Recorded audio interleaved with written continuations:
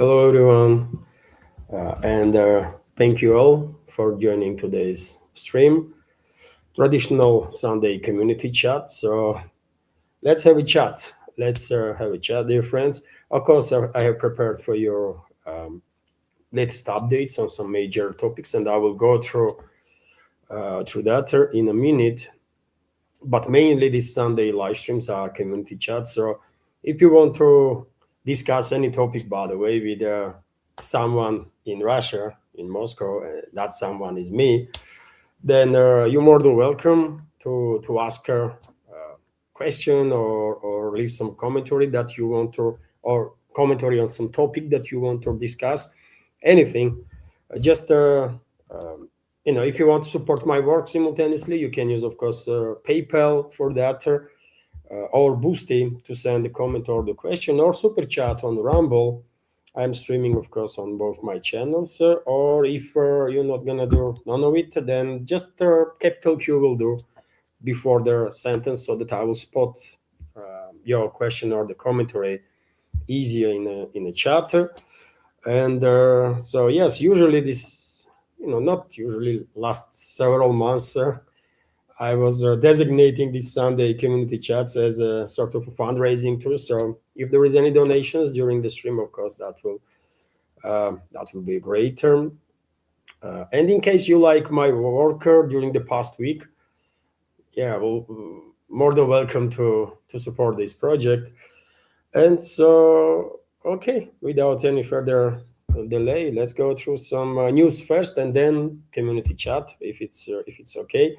Unfortunately, this week, dear friends, two members left our Patreon community.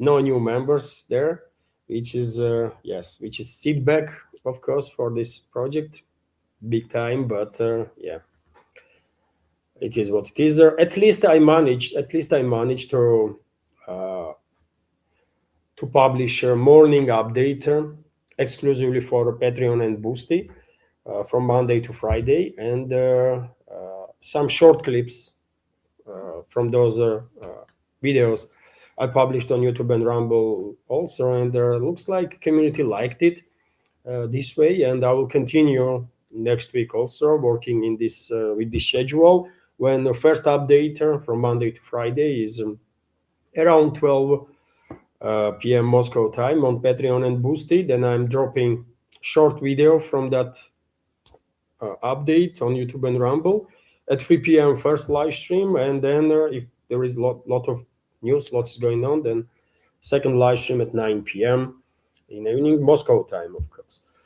So okay, that's been said, dear friends. Let's go through some news, and I will start with the update, as I usually do, from Russian Defense Ministry about work of Russian air defenses past night, and you might be surprised, but reports are that only 13 drones were intercepted by Russian air defenses, which means that a relatively low number of long-range drones were launched by NATO and NATO proxy Kiev regime to strike deep into Russian territory. Unfortunately, some drones, nevertheless, looks like did manage to bypass air defense, and we have this report, for example, that in Taganrog, commercial enterprises and their college was damaged due to an attack by Ukrainian armed forces, and the reports are that at least three civilians were wounded as a result of these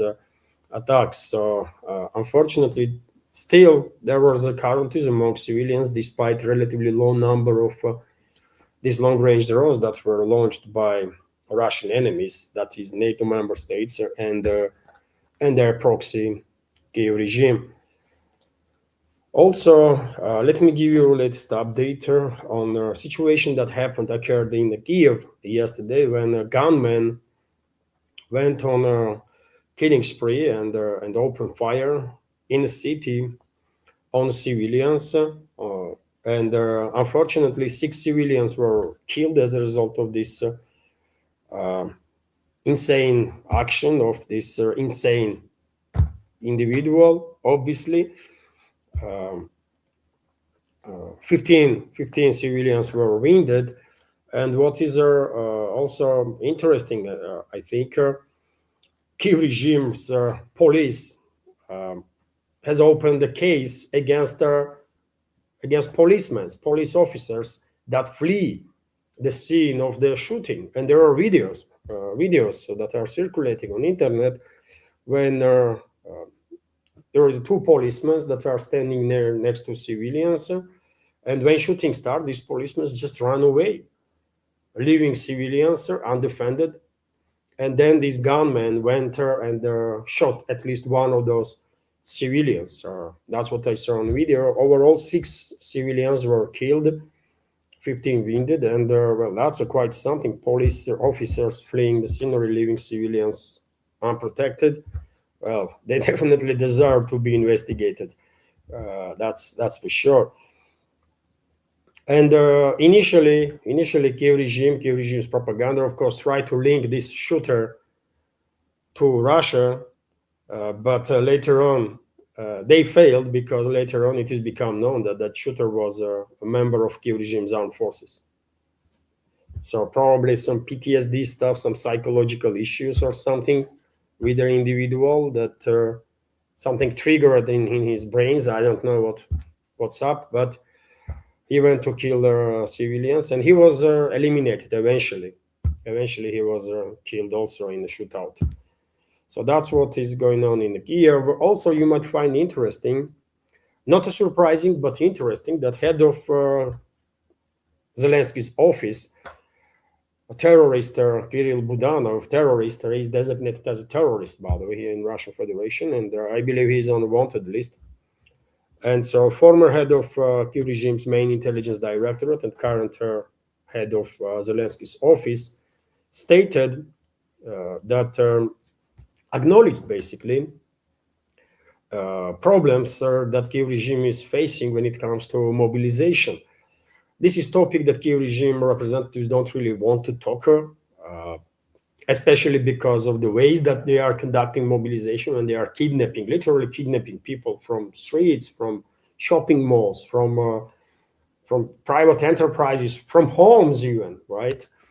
And this terrorist, Budanov, stated that mobilization resource has been exhausted.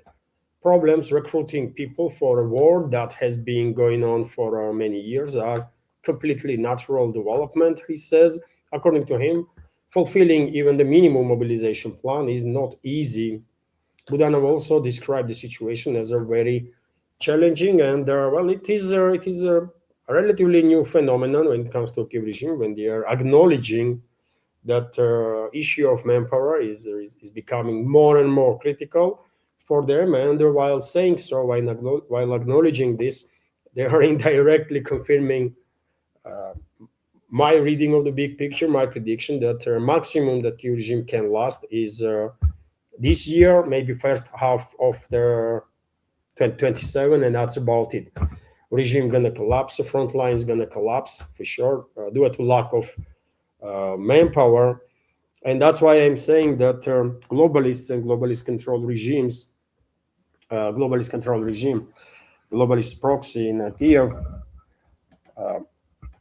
and globalist control regimes all over Europe, they're gonna try to launch or to provoke direct confrontation between a number of NATO member states and the Russian Federation in this time frame, before end of this year, first half of the 2027, because we have no indicators that globalists are ready to acknowledge objective reality, face the reality, and back down. No signs of that, at least for now. So that means that they're gonna go ahead with their plans, and they're gonna sacrifice more countries. They're gonna try at least, and they're gonna, including from NATO. Baltic nations first and foremost, and you already see preparations of the ground for that.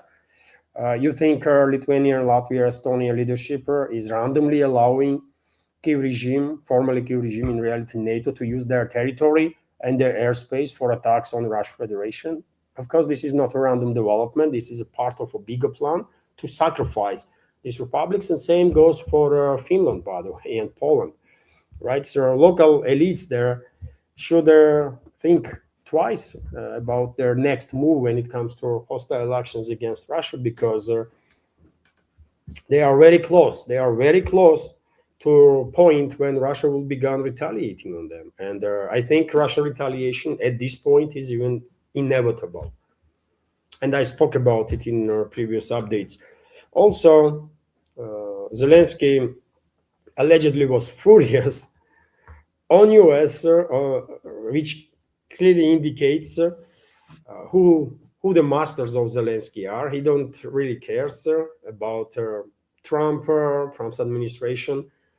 All he cares is London to be happy, because he is still around because of the London, and London is, of course, London British ruling class is a major force, most powerful force among globalists, and so he is not afraid to go after U.S. Administration. And lately, this is kind of become just normal stuff when Zelensky is criticizing U.S. And this time around, he went after U.S. administration for a decision on behalf of U.S. Treasury that they're gonna revoke kind of their initial step, or they're gonna basically prolong license for Russian oil that is on the tankers already at the sea to be sold without any additional challenges, right? So Vladimir Zelensky criticized the United States for further easing sanctions against Russian oil. Their continued easing of sanctions against Russia does not correspond to the real situation in their war and their diplomacy, whatever that means. That's what Zelensky wrote on his Telegram channel. At the end of the statement, he took another, but this time indirect, slap at Washington, thanking those partners who are pressuring Moscow. And well, he tried to emphasize that he's not talking about U.S., because U.S. is easing sort of the sanctions on Russia, but what the Europeans, I mean, Europeans are still full on on a war path against the Russian Federation. Well, we will see. We will see how long Washington will tolerate this behavior of Zelensky.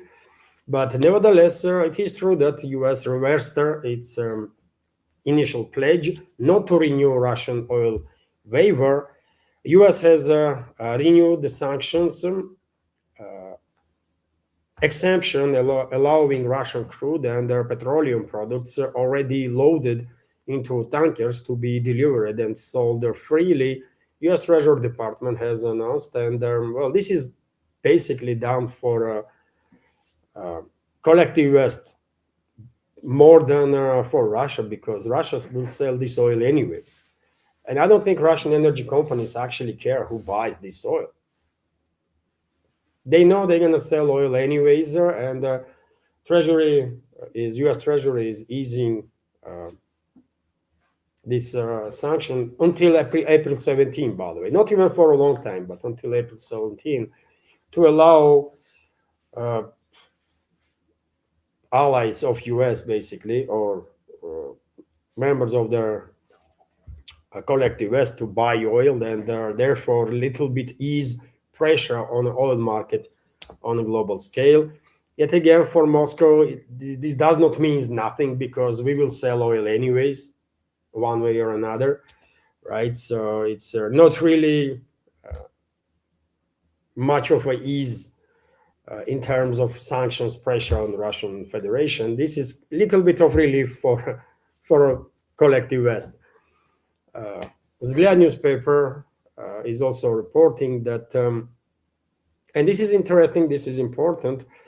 Vzгляд newspaper is reporting that Wall Street Journal pointed finger at Zelensky as someone who verbally authorized terrorist attack on the Nord Stream pipelines, and I think this is a strike on Zelensky from U.S. ruling class, of course, from U.S. ruling class.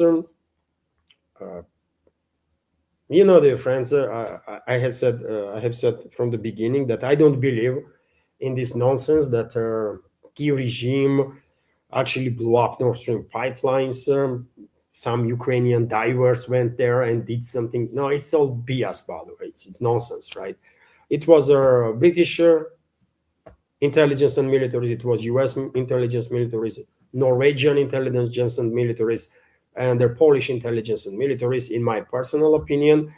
You remember Seymour Hersh, award-winning U.S. journalist, long ago, published an article on his Substack, I believe, and shared with public information that according to his sources, and he is well-known a journalist with great sources, right? So no one actually challenges his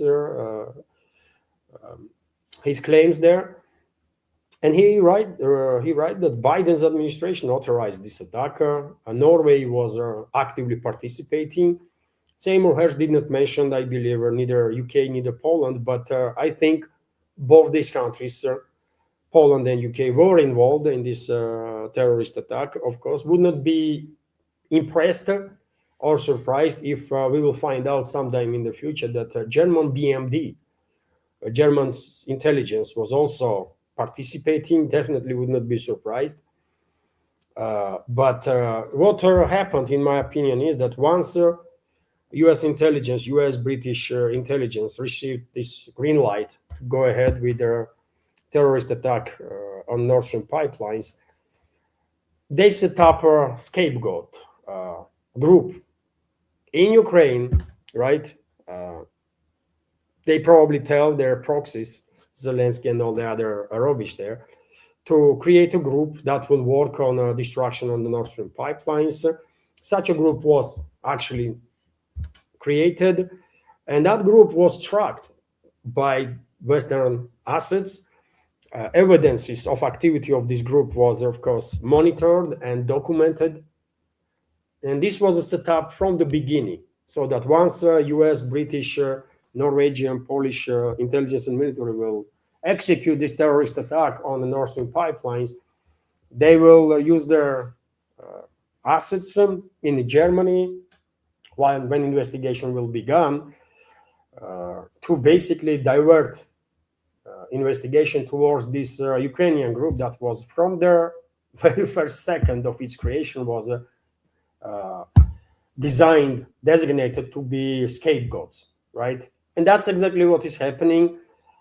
German investigation is completely focused on key regime's involvement in these terrorist attacks, and not a single word about US's involvement, Norway's involvement, British involvement, Polish involvement. None of it has been documented in this case by German investigators. They're absolutely acting as it was planned by CIA and MI6, right? So it is what it is. But nevertheless, with this revelation of Wall Street Journal that Zelensky allegedly was also informed, not just Zaluzhny. Earlier we had reports about Zaluzhny, that Zaluzhny, while serving as a chief of general staff, actually authorized the attack of this scapegoat group. Allegedly, Zaluzhny informed Zelensky too. So both are on the hook now, Zaluzhny and Zelensky, right? Not just this group itself, but also Zaluzhny and Zelensky. It is what it is, man. And I feel sorry for everybody who actually believes that some freaking nobodies from key regime went there and executed operation that only few countries in this world are capable of pulling off, and those countries are US, UK, Norway, by the way, right? Such a complexity of operation can be done by Russian specialists if we want to. Maybe a few more countries, right? China probably can pull off such complexity operation. India, and that's about it. Definitely not a freaking Kiev regime, man. No, they've been set up from their very beginning. That's how it is, and I feel sorry for everybody who actually believes this nonsense, yet another false narrative that somehow US is innocent, Norway is innocent, Poland is innocent, UK is innocent, and it's just a key regime. That's all, man. Blame them. It's insane. Let me give you details from this report. So, book by Wall Street Journal journalist Boyan Penchevsky reports that Vladimir Zelensky personally gave verbal consent to blow up Nord Stream gas pipelines. Oh, really? How interesting. Zelensky can give an order to his militaries to go ahead and annex Andromeda Galaxy. It does not mean that Turkey region force is going to go and annex Andromeda Galaxy. It's nothing, right? But anyways, Wall Street Journal journalist Boyana Perchevsky, citing conversations with the direct participants in the events and the intelligence officers, notes that the former Ukrainian Armed Forces Commander-in-Chief Valery Zaluzhny specifically informed Zelensky of the planned operation in order to shift legal responsibility to him. The book states, and this is quote, when the operation began to take shape, Zaluzhny informed Zelensky in order to save his own skin, Penchevsky said. Citing two informed sources, the journalist notes that Zaluzhny usually did not inform Zelensky about the details of the operations in Ukraine, but in this case, in the case of their foreign adventure, he exercised caution. So now both are on a hook, right? Zelensky and Zaluzhny, not just those individuals that were named as executors of the terrorist attack. And one is already being arrested and in German custody. Another one is still in the custody in Poland, and Poland refused to transfer that person to Germany despite the request or something like that, isn't it? But this is all BS, by the way, and set up, isn't it? Attempt to divert attention of not just investigation, but world community in general from actual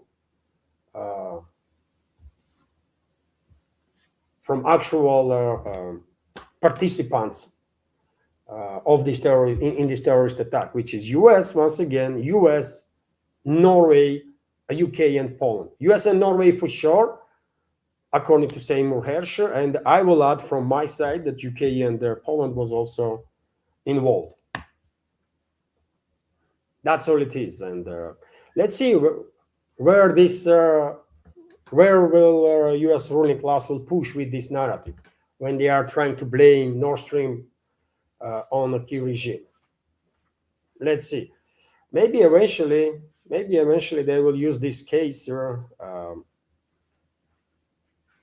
against both, actually, Zaluzhny and Zelensky, to basically neutralize political ambitions of Zaluzhny and to basically put some more pressure on Zelensky to keep him under their control, not under the globalist control, but under the control of the US ruling class. And even though this US ruling class is a part of a Western ruling class, there is internal tensions, internal frictions there, right? And not always major the shadow forces in US are on the same page with the European elites, right? Even though, of course, European elites are much more powerful,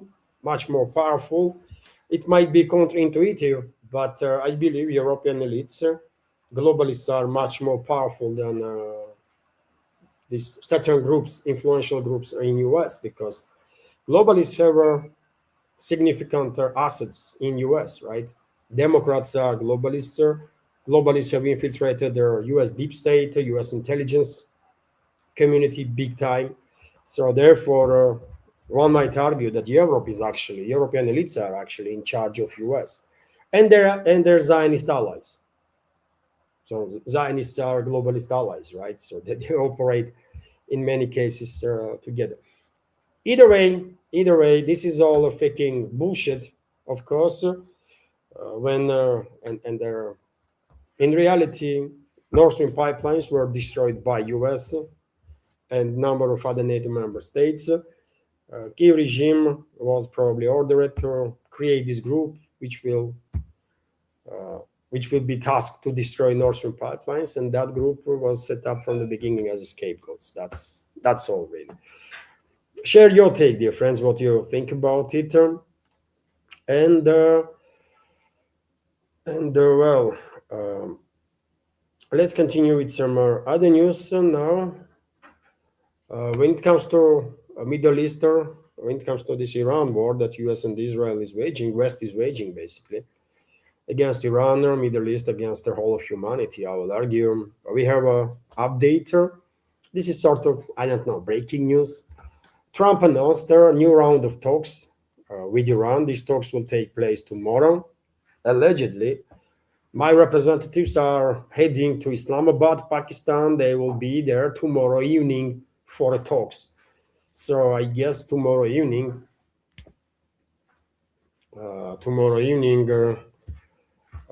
second round of talks going to take place between U.S.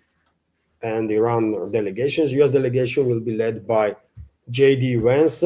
Iran did not yet issue their statement about this possible second round of talks. Did not say will they participate or not. Probably they will if if Trump is already sending J.D. Vance. Then I guess preliminary agreement was reached between the sides about these talks. But yet again, what is the point? What is the point, man? This is a freak show, isn't it? That U.S. is engaged in, and I don't see how anybody in Iranian leadership can actually believe that U.S. administration is honest and actually interested in the escalation, because they are not. They are not. They are buying time.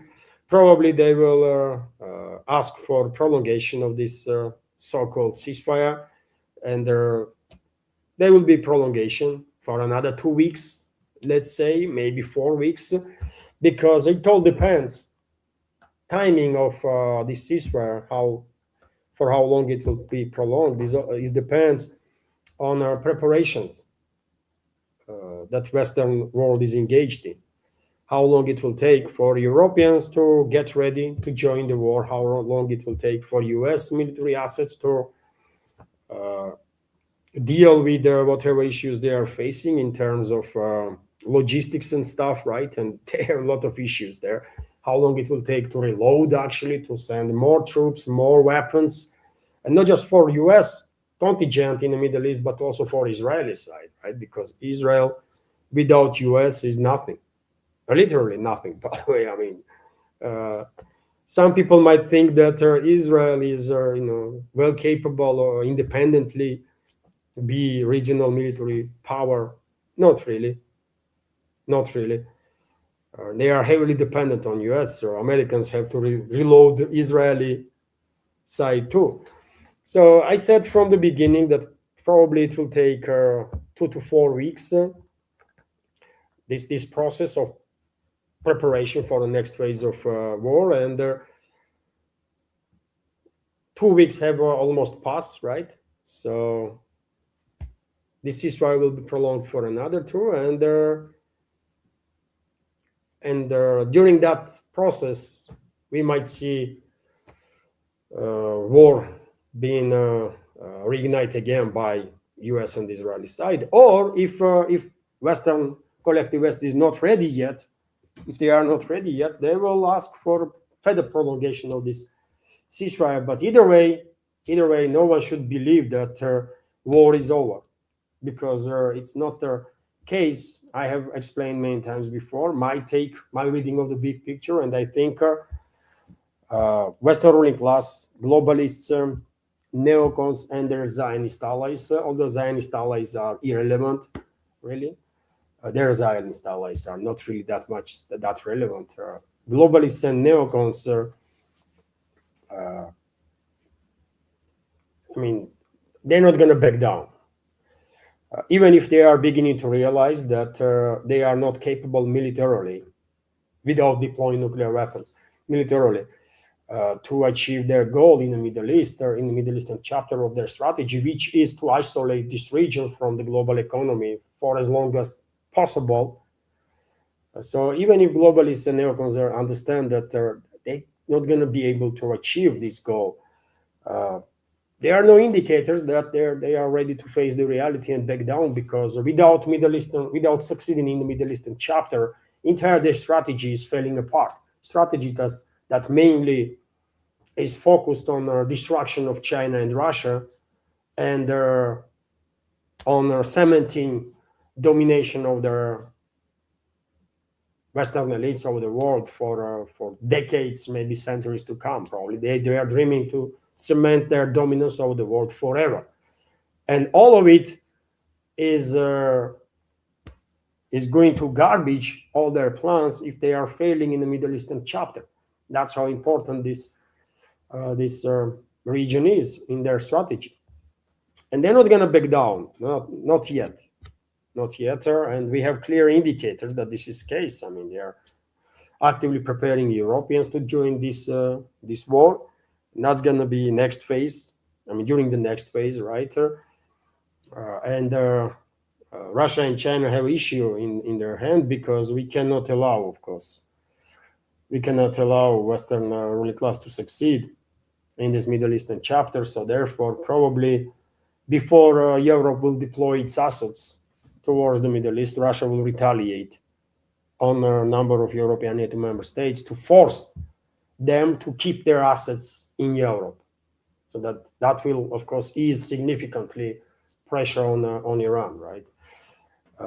So that's why I'm saying I expect Russian retaliation on a number of NATO member states that are directly engaged in this war against Russia to take place in next 2 to 4 weeks, because the situation, these developments are clearly related. By the way, I mean, nothing is happening randomly in this world, especially on geopolitical scale. Everything is related, right? So even though I would love to see actual peace in the Middle East, we have to be realists, right? And unfortunately, it's not happening. All U.S. does is U.S. administration does is buying time, and once globalists and neocons will decide that they are as much prepared as possible for next phase, they will launch war again. That's how it is. Yet again, share your take, dear friends, what you think about it, and let's continue with some other news, also on the Middle Eastern topic. Same time, I mean, it's you don't even have to be like a super pooper expert in the field of analytics and all that stuff. All the indicators are on the surface that West is not serious about the escalation. For example, Axios is reporting practically almost simultaneously with the reports about our next round of negotiations, peace talks with Iran. They are also reporting that U.S. admits renewed attacks. U.S. basically prepares renewed attacks on Iran, and they're already in the near future. Of course, they do. On the morning of April 18, U.S. President Donald Trump held a meeting at the White House to discuss the situation in the Strait of Hormuz and negotiations with Iran. Axios reported, citing 2 U.S. officials, they stated that the U.S. would resume operations against Iran unless there is a breakthrough in the negotiations soon. And of course, there's going to be no breakthrough. What breakthrough? This is all just nonsensical talks, right? U.S. administration is not allowed by the globalists and neocons to actually seek the escalation. They have no permission for that. So therefore, they're going to escalate further. And when globalists and neocons will say, okay, launch next phase, that's what's going to happen. They're going to launch next phase. Everyone knows this. And also, reports from Wall Street Journal that U.S. is preparing to expand its naval operations against Iran. So, I mean, there's so many reports right there on the surface that indicates that no one should actually believe that US or West is genuine in these talks of the escalation. They are liars, man. They are chronicle liars. United States intends to seize Iranian-linked vessels in international waters outside the Middle East, according to Wall Street Journal. Let me give you a quote. The US military is preparing to board Iranian-linked oil tankers and seize commercial vessels in international waters in the coming days, according to US officials. Washington is thus expanding its naval operations beyond the Middle East, article says. According to publication, the White House is trying to increase economic pressure on Tehran in order to force the Iranian authorities to open the Strait of Hormuz and make concessions on the nuclear program. Yeah, okay. We all understand this is all freaking nonsense, right? And also, Wall Street Journal is reporting that Donald Trump allegedly did not support the idea of seizing the Harg Island. Behind the Trump's public bravado about war lies his struggle with his own fears. The president's impulsive style has never been tested in protracted military conflict before. He is reflecting on Jimmy Carter. Advisors are asking, allegedly, this is all from Wall Street Journal, sorry. Advisors allegedly asking Trump to give fewer interviews due to contradictory statements that he makes literally on daily basis. And I mean, you don't have to give an interview, man. Someone should take his freaking phone away because he will post something on his True Social, right? And what is the funny and same time tragic that Trump is not a decision maker. It does not matter what Trump thinks, what Trump says. He is not a decision maker. He was put in the White House to sign the papers that he is given. Real decision makers are globalists and neocons, right? And their Zionist assets, their Zionist allies. That's the forces that actually make decisions on behalf of US, not the US president.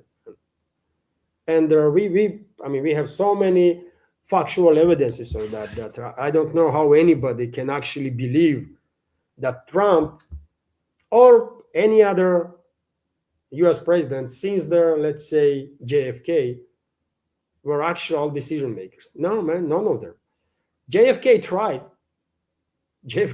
to be decision maker, and he did not end well for him, right? So it is what it is. And when it comes to this Hark Island, I said many times before, man, it's freaking crazy. It's crazy. Why so much talk was about Hark Island? Because it's located deep into Persian Gulf, towards the end, by the way. That's a Hark Island here, right? Yes, it is an important islander in terms of energy or oil exports from Iran. Definitely, no one is doubting this. In this regard, very important island. But okay, if U.S. militaries took control over their island, what they gonna do next? Iran will find a way to export some volumes of its oil anyways, right? Through Iraq or through Caspian Sea after all, right? Iran can sell its oil to Russia and Russia will take care of it then, right? But once US militaries are on this Hark Island, they are freaking constant targets, right? And the Iranians will use freaking FPV drones. They don't even have to launch like numerous ballistic missiles and long-range drones and stuff. They can reach from Iran's coastal line to Hark Island with the FPV drones, with the heavy FPV drones. And it will be Hark Island occupied by US militaries, will be targeting practice will become an area of targeting practice for militaries, Iranian militaries, right? So I was saying from the beginning that it makes no freaking sense from military standpoint to take control over the Hark Island, and also don't make much sense from economical standpoint because US Navy can block, if they want to, they can block any tanker that leaves Persian Gulf with Iranian oil.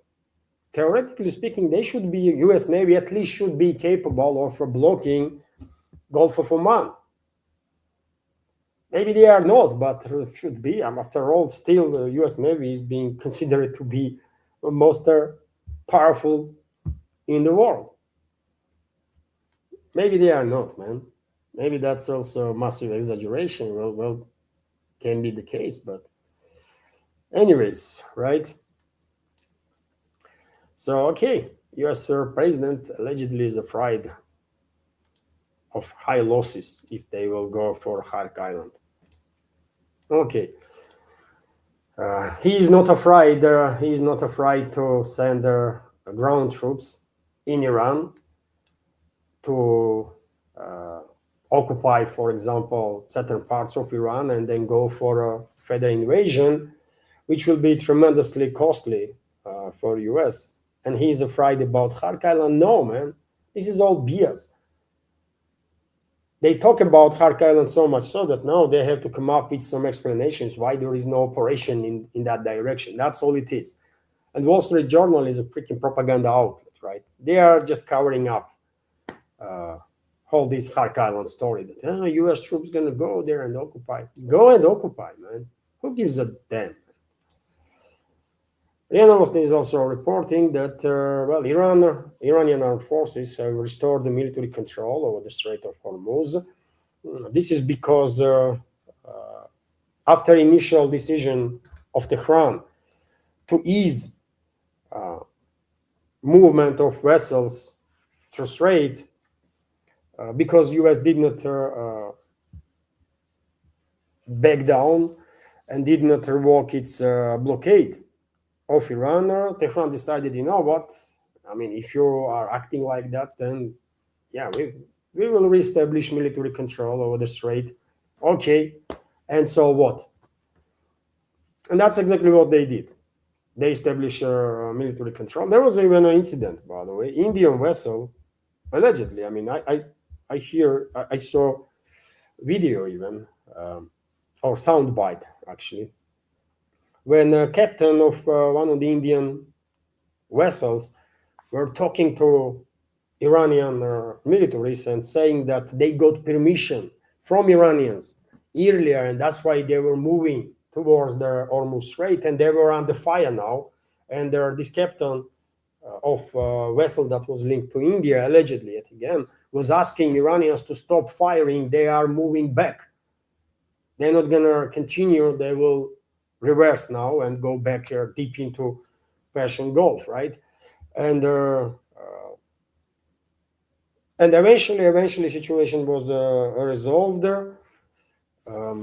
Maybe vessel received some damage, maybe, but crew was safe according to reports that I see. And New Delhi summoned in the Iranian ambassador actually for this situation. New Delhi was not happy with this stuff, understandably so. But well, in a highly tense situation, some misunderstandings might happen, because I'm quite sure Iran don't really want to upset New Delhi. Why would they, right? But well, things happen. Things happened. So Strait of Hormuz is under Iranian military control, although they are allowing commercial vessels to pass through the strait, as it was the case all this time since the beginning of the war. Although these vessels have to be from friendly nations or neutral nations, and if they're in most cases they will have to pay tax to pass through Strait of Hormuz. But Iran might do some exceptions for vessels that are linked to friends of Iranian people, right? So maybe some Russian vessels will go in and out without issues or without being forced to pay anything. Maybe some Chinese vessels will do the same. But generally speaking, I think Iran has to impose these taxes. I don't give a damn, man, if international maritime law prohibits Iran from implementing the taxes or toll. International law prohibits U.S. and Israel to launch wars on Iran every 6 to 9 months. Correct? But they do it anyways. And I did not really hear that much of criticism of either Israel or the US from all those people that are talking about international law now and they're criticizing Iran. So you know what, Tehran, go ahead and tax all the vessels, man, all the freaking vessels, friendly, not friendly, all of them, right? You being harmed because of the cowardness of the humanity and this world, right? Because with the exception of very few, no one stood next to you. Everyone is freaking afraid to say much or to do anything. And so just go ahead and tax every vessel that goes there, in or out of Persian Gulf. And you should get your compensations one way or another. That's my personal opinion, by the way. I don't give a damn if it's according to international maritime law. Any law is can be rewritten, and I think time come to be rewritten, to be written new laws in regards to Strait of Hormuz, and Iran and Oman should be in charge there, by the way, because it's their territorial waters. Period. And if Turkey wants to do the same with its straits that connects Black Sea to Mediterranean, then okay. If they can to do something about it, well, maybe they will try. Some other countries might try to do so. It all depends if you have power to do so or not. But Iran definitely has every right to seek compensation from rest of the world, man, for sure, because world did not stand with Iran. Even though majority of population in this world supports Iranian people, governments, majority governments in this world are keeping quiet, and only few, like Russian government, is very clear and direct and calling out this terrorist activity of their and criminal activity of the US and Israel. China is a bit more diplomatic, but nevertheless, they are standing with Iranian people for sure. And there are maybe a few countries out there, and the rest is quiet. And I saw this number one diplomat of EU, by the way, Kaya Kallas, was criticizing Iran for the situation with the Strait of Hormuz without saying single word about single critical word about this crime against humanity that US and Israel committed while attacking Iran. So, and she was talking about how illegal by international norms or the law actions of the Iran is to impose some toll and stuff. I mean, seriously, you are not mentioning this war of choice, crime against humanity that US and Israel are committing, and you are criticizing Iran for defending itself? How despicable that Kaya Kallas is, man. I don't know. And same approach is being demonstrated by majority of European leaders, for example, right? They are very, very critical of Iran and almost saying nothing about US. I wonder why. US and Israel and their criminal actions. Anyways, let me just remind you, friends, that about 132 million barrels of oil are right now stuck in the Persian Gulf, which is quite a lot, of course. And those vessels are unable to pass through Strait of Hormuz because I guess they are loaded on vessels of the companies that are from unfriendly to Iran countries. And they're going to stay there for a long time, I guess. And also a reminder that last tankers that passed through Strait of Hormuz before US and Israel launched the war, those last tankers are reaching their destination right now. And that means in 2-3 weeks' time, Once this last deliveries will be processed, I guess in and that will take 2 3 weeks, I guess, right? So in 2 3 weeks time, we should expect a hike in inflation all over the world. 2 3 4 weeks time from now, because there are going to be no more deliveries, at least in volumes that it was before the war. And through Strait of Hormuz, by the way, some 20% of world's energy was passing. So it's a big deal. It's a big deal, of course. Meanwhile, a number of countries, I reported earlier that a number of countries are discussing possibilities of building new energy routes from Persian Gulf to bypass Hormuz Strait, for example, to bypass these critical waterways, Hormuz Strait, Bab el Mandeb Strait, that connects the Indian Ocean with the Red Sea. And so there is a new idea about linking Iraqi Basra, and the Turkish port Ceyhan, and transferring Iraqi oil and potentially oil from other Gulf countries also towards the Mediterranean through Turkish territory. I mean, in theory, this idea would work if globalists were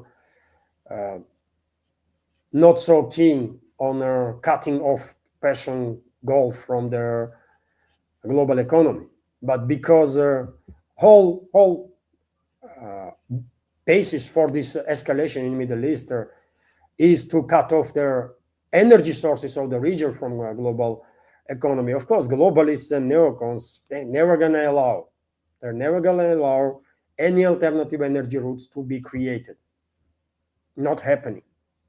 No matter how logical this idea is gonna be. And in this particular case, reports are that Basra Cayman oil pipeline project could become a strategic solution for the region's energy security aimed risks in the Strait of Hormuz, reports Harriet media outlet. The Basra Cayman pipeline project envisions transporting of oil from Iraq's southern oil fields, Basra region, through the country to the Turkish port of Cayman on the Mediterranean Sea. Ceyhan, by the way, not Cayman, it's Ceyhan, right? This is a wrong translation.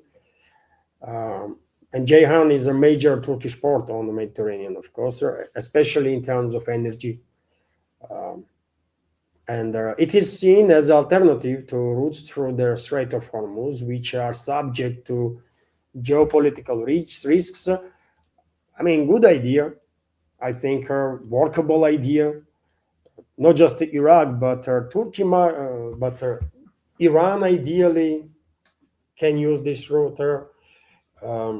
Gulf monarchies ideally can use these routes also to connect the region again. I mean, to global economy. And even though 90% of customers of energy from Middle East is in global South, I mean, it's better.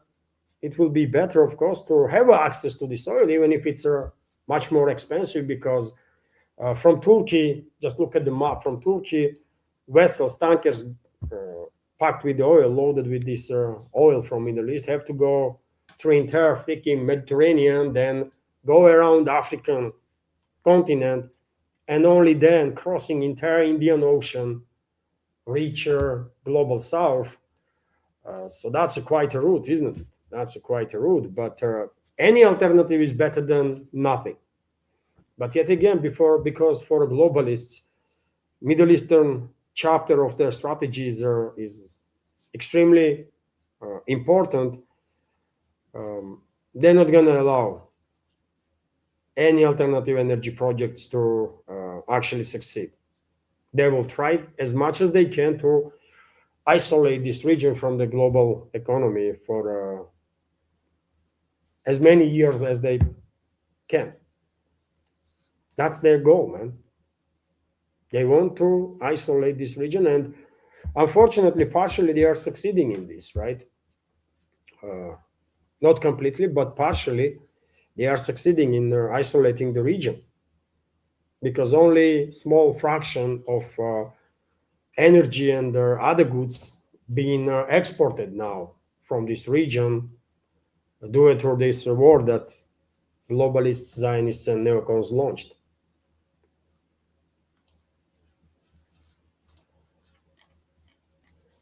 And when it comes to Turkey and Turkish ambitions to be energy hub, and these ambitions go back, deep into history, by the way, they go back a long time. Well, there is certain projects that are already connecting Turkey with Europe and are serving as that are paving the ground for Turkey's ambition to become an energy hub. And these projects are, of course, Turk Stream and Blue Stream pipelines. And Moscow is calling now on Turkey to secure guarantees from a Kiev regime, and that means to secure guarantees from globalists to prevent attacks on these gas pipelines, extremely vital gas pipelines for Turkey itself, right? That transfers gas, natural gas from Russia through these pipelines under the Black Sea to Turkey, and then some 40% of gas. I mean, 40% of Turkish gas imports are from these pipelines, right? And the rest goes to Europe. And yes, I mean, it's long overdue, really, for Turkey to do something about these constant attacks on Turk Stream and the Blue Stream pipelines, and these attacks are orchestrated by globalists, right? And that's why Moscow is calling on Turkey to do something about it. Moscow says Turkey should secure guarantees from Ukraine, from Kiev regime, but in reality, it's globalists, of course. And Turkey is linked with the globalists big time because, well, after all, Turkey itself is a British proxy, right? I mean, Turkish leadership might have bigger ambitions and so on, but historically speaking, Turkey is a globalist asset, and Turkish leadership, Turkish elites have very close ties to British elites, despite all the wars that happened between their time to time. That is, despite everything, Turkey is still British proxy, and there are connections. There are connections between Ankara and London, right? Between Turkish elites and British elites. And if Turkey wants to have any chances in the future to become actually energy hub, or at least to be secure in terms of energy supplies, they should try at least, right? To talk to globalists, talk to British elites, and secure these pipelines. Otherwise, only so many times Turkey can be lucky. When Russian militaries are neutralizing all their drones that are targeting these pipelines. They might come when some drones will manage to bypass air defenses and will strike these pipelines, and some serious damage will be done. And it's not just aerial strikes. Well, UK is providing Kiev regime with more and more advanced maritime drones too. And who knows, maybe they already have transferred maritime drones that are capable of deep dive. So they can bring this drone next to taking pipeline on the bottom of the Black Sea and detonate. And that's it. Turkish economy is freaking finished straight away, man, because they are receiving, it's not just the European countries that are receiving gas from Russia through these pipelines, but it's Turkey itself. 40% of its imports come from this pipeline, and that's quite a lot, isn't it? Turkish economy will feel the pain straight away in that case. So Moscow has every reasons to call on Ankara to do something about it. It's not just a Russian interest; it's a Turkish interest too. I don't think they're gonna do anything. I mean, if Ankara was able to influence globalists, probably they try already, but I guess they are ignored big time by globalists. But you know, what else have I bookmarked, by the way? Well, a few days ago, Axios shared the news with public that was then debunked. That allegedly, there was agreement reached between U.S. and Iran about enriched uranium. Axios was reporting, based on its sources, that Iran agreed to give up on enriched uranium to be, this enriched uranium to be taken by U.S. In exchange of unfreezing of $20 billion of Iranian assets. This information was quickly debunked by both sides, actually. US President Trump went to say that Iran agreed to give up on its enriched uranium just like that, without any counter demands, which is crazy, but that's what US President says. Iranian side went to also debunk these claims about some agreements being reached there, and the Iranian side says that in no circumstances they will give their enriched uranium to Americans, right?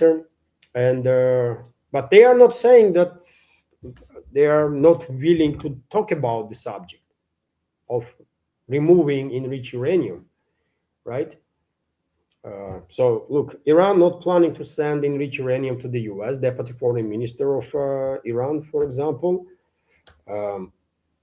Syed Khatibzadeh stated. But yet again, they are not saying no to idea itself that enriched uranium can be removed from Iran if some actual serious agreements are reached, right? And if there is all the indicators that U.S. gonna honor agreements, and there are gonna be no such indicators, by the way. In no circumstances, U.S. administration gonna honor any agreement. I mean, not happening. It's just impossible, right? It's absolutely unrealistic.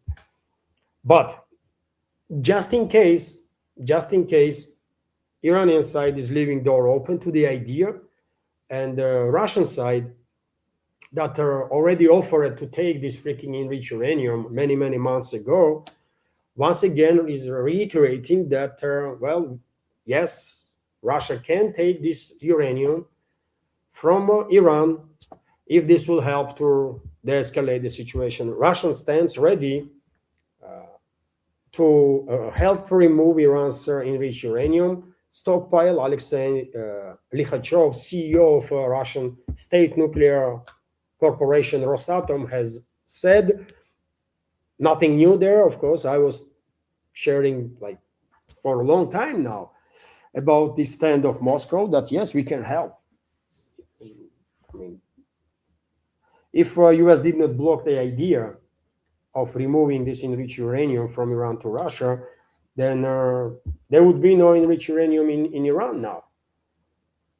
Russia will took it like many months ago, but US blocked it because they wanted to have. They knew they're gonna launch a war, and they needed some talking point, right, to justify this war. And they are using now presence of enriched uranium on Iranian soil as a justification for a war, right? That why they enrich uranium up to 60% if they're not planning to build a nuke. They enriched because they wanted to have a latent nuclear deterrent, but that's a whole different story. So yes, in an interview with the corporate newspaper Strana Rosatom, released on Saturday, yesterday, Likhachev said the company remains ready to assist, stressing that beyond the technical complexity of removing the stockpile, trust is central to any deal, and that Russia can provide both. Only Russia has a positive experience interacting with Iran. In 2015, at Iran's request, we already removed their enriched uranium. We are ready to assist with this issue today as well, he said, calling it one of the most sensitive aspects of the talks. So yes, Moscow is ready, by the way, but yet again, And Iran is also not really against it. Iran is not really against the idea, uh, but US is blocking this.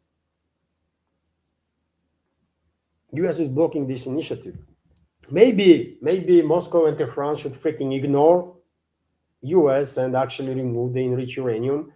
Uh, IAEA experts should be invited, right? So that they will stay there and monitor the situation and confirm that yes, IAEA and whomever else, man, international bodies should be invited and should monitor the process, and uranium should be removed, right, to no longer allow US to use this topic for justification of the war. I think Moscow and Tehran can outsmart, actually, right? Uh, Washington, Western ruling class, um, and uh, and go ahead with this operation. And they should, man. I don't know why they did not. Who gives a fuck? Sorry, my French, but for my French, but who cares what US is blocking or not? Who cares, man? We should go ahead and remove this uranium and not allow Western ruling class and their puppet regimes to use the topic as justification for the war. It's crazy, man, right? So maybe, by the way, maybe Moscow and Tehran will actually decide that, you know what, we don't care what Washington says. We are inviting international institutions, including IAEA. They can monitor the process. Russian experts are coming in, removing this freaking enriched uranium and taking into Russia. They will take care of it. So US can no longer speculate with this matter, US or the Western world. Maybe that's what's going to happen. But either way, Moscow is ready to help. This is important.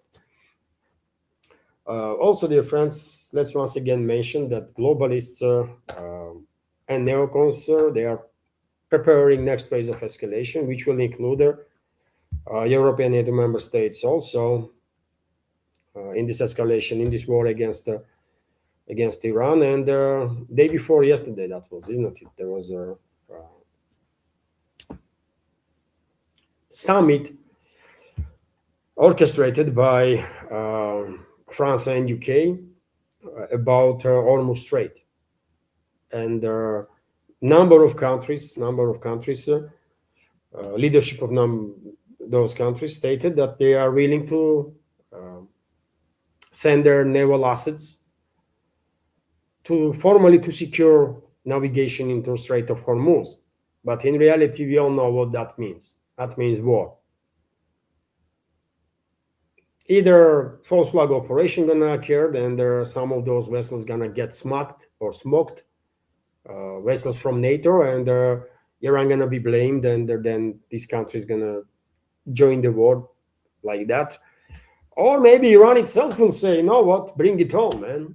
We are not inviting you, but if you want to join this war, then okay, we will fuck you up too, as we did with US and Israel. I mean, that's what Iran might say, and then execute. Either way, European NATO member states are preparing for a war, and because it is tremendously important for Russia and China and for humanity, I will argue, not to allow Western ruling class to succeed in the Middle Eastern chapter of their strategy. Probably Russia will strike on European NATO member states with the retaliation for their numerous acts of war against Russia before European countries will actually deploy their military assets with the long-range capabilities to the Middle East. So therefore, Russian retaliation might take place today, tomorrow, in a week from now, 2-3 weeks from now, but it's going to happen. We're going to strike on these NATO member states with the retaliation for their numerous crimes they committed against the Russian people, and we will force them to keep their assets right there in Europe.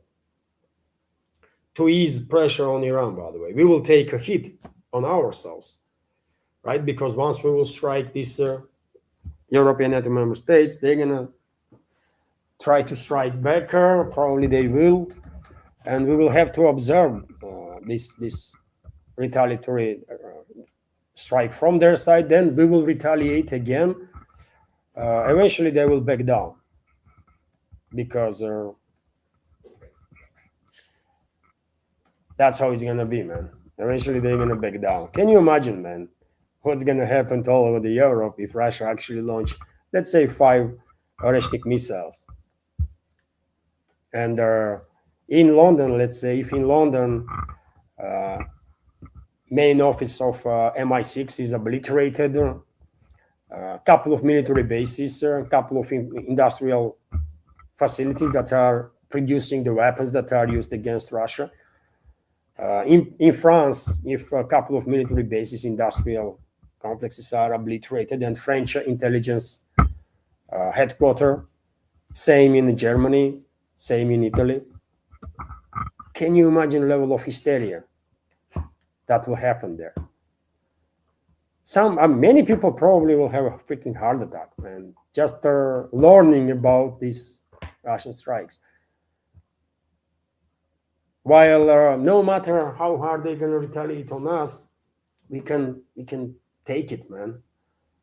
We can absorb the heat, and we will then strike back with even more force. Eventually they will back down. Globalists will have no option but to back down. And this is gonna happen. I think this is gonna happen, man. It's not gonna be, in my opinion, nukes not gonna be used. It's gonna be conventional exchange with conventional weaponry. I spoke about it yesterday too. I think Russia will, there is options before Moscow, isn't it? Should we go soft on these NATO member states that are involved in this war against Russia, or should we go hard? And soft approach, which will mean relatively little scale attack, retaliatory strike on some irrelevant direction on NATO, in these NATO countries, that would not work, I think, right? If we retaliate on Estonia, for example, globalists would not care, man. They would not even notice it. They might, tell their freaking puppets in the governments all over the Europe to whine about 24/7, but globalists themselves, actual decision makers, they would not care. They would be happy, man, because they actually want to sacrifice those NATO states anyways, right? And that will make it easier. So therefore, we have to go hard. We have to go hard if we're gonna retaliate. And to put our globalists into their place, we have to strike on UK, man. First and foremost, on UK. We have to strike on UK. We have to strike on Germany.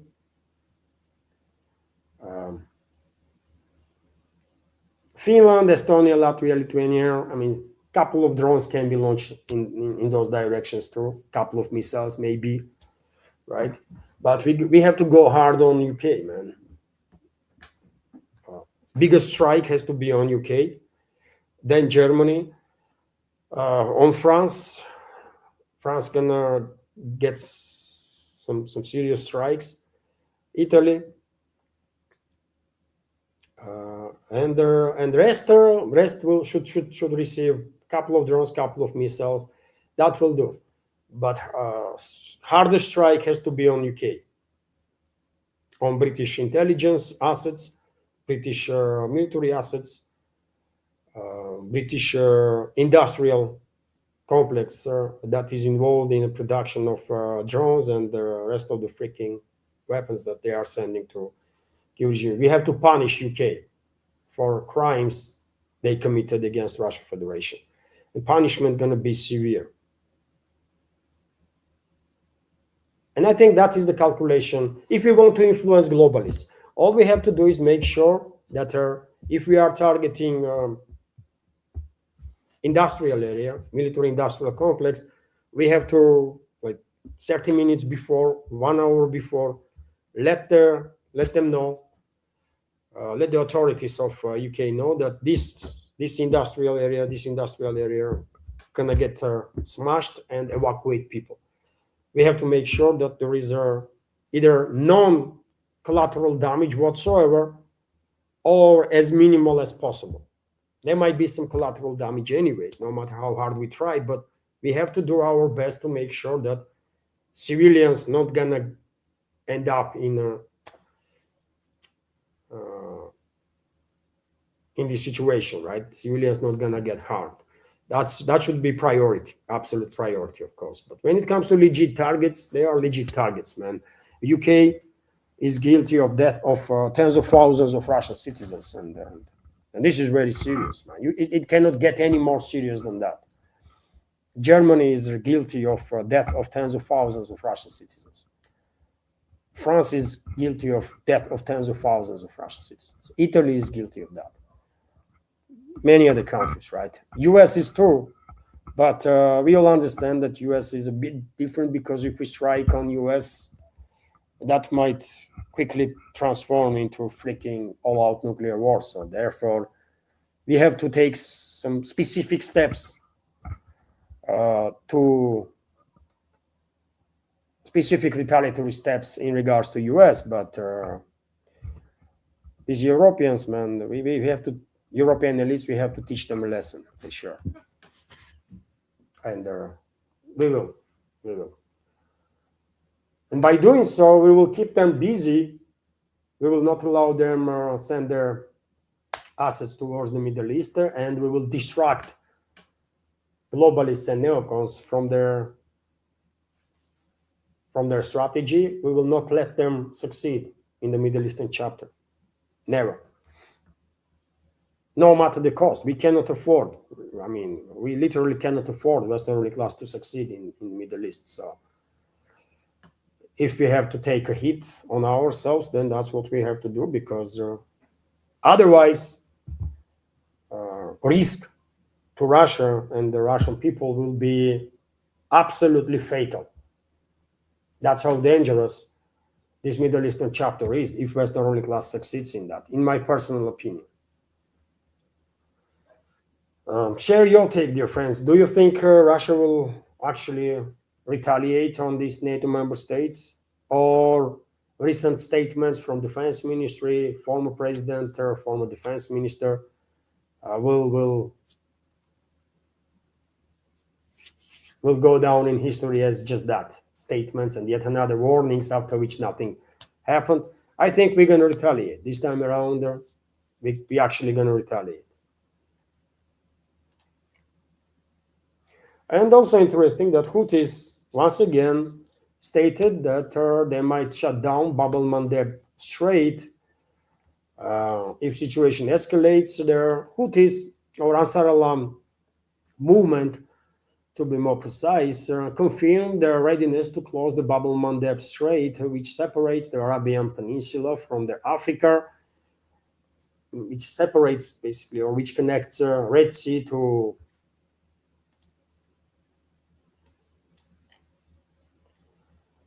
Aden, Gulf of Aden, and then Indian Ocean, by the way, right?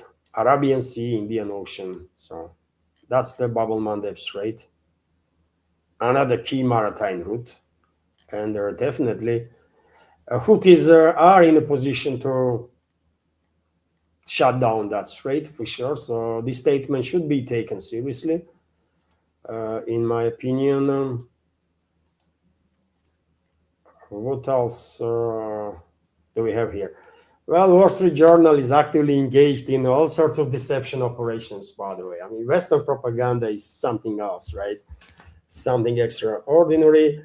And we have this report that Trump allegedly caused a scandal over the intercepted F-15 Strike Eagle over Iran.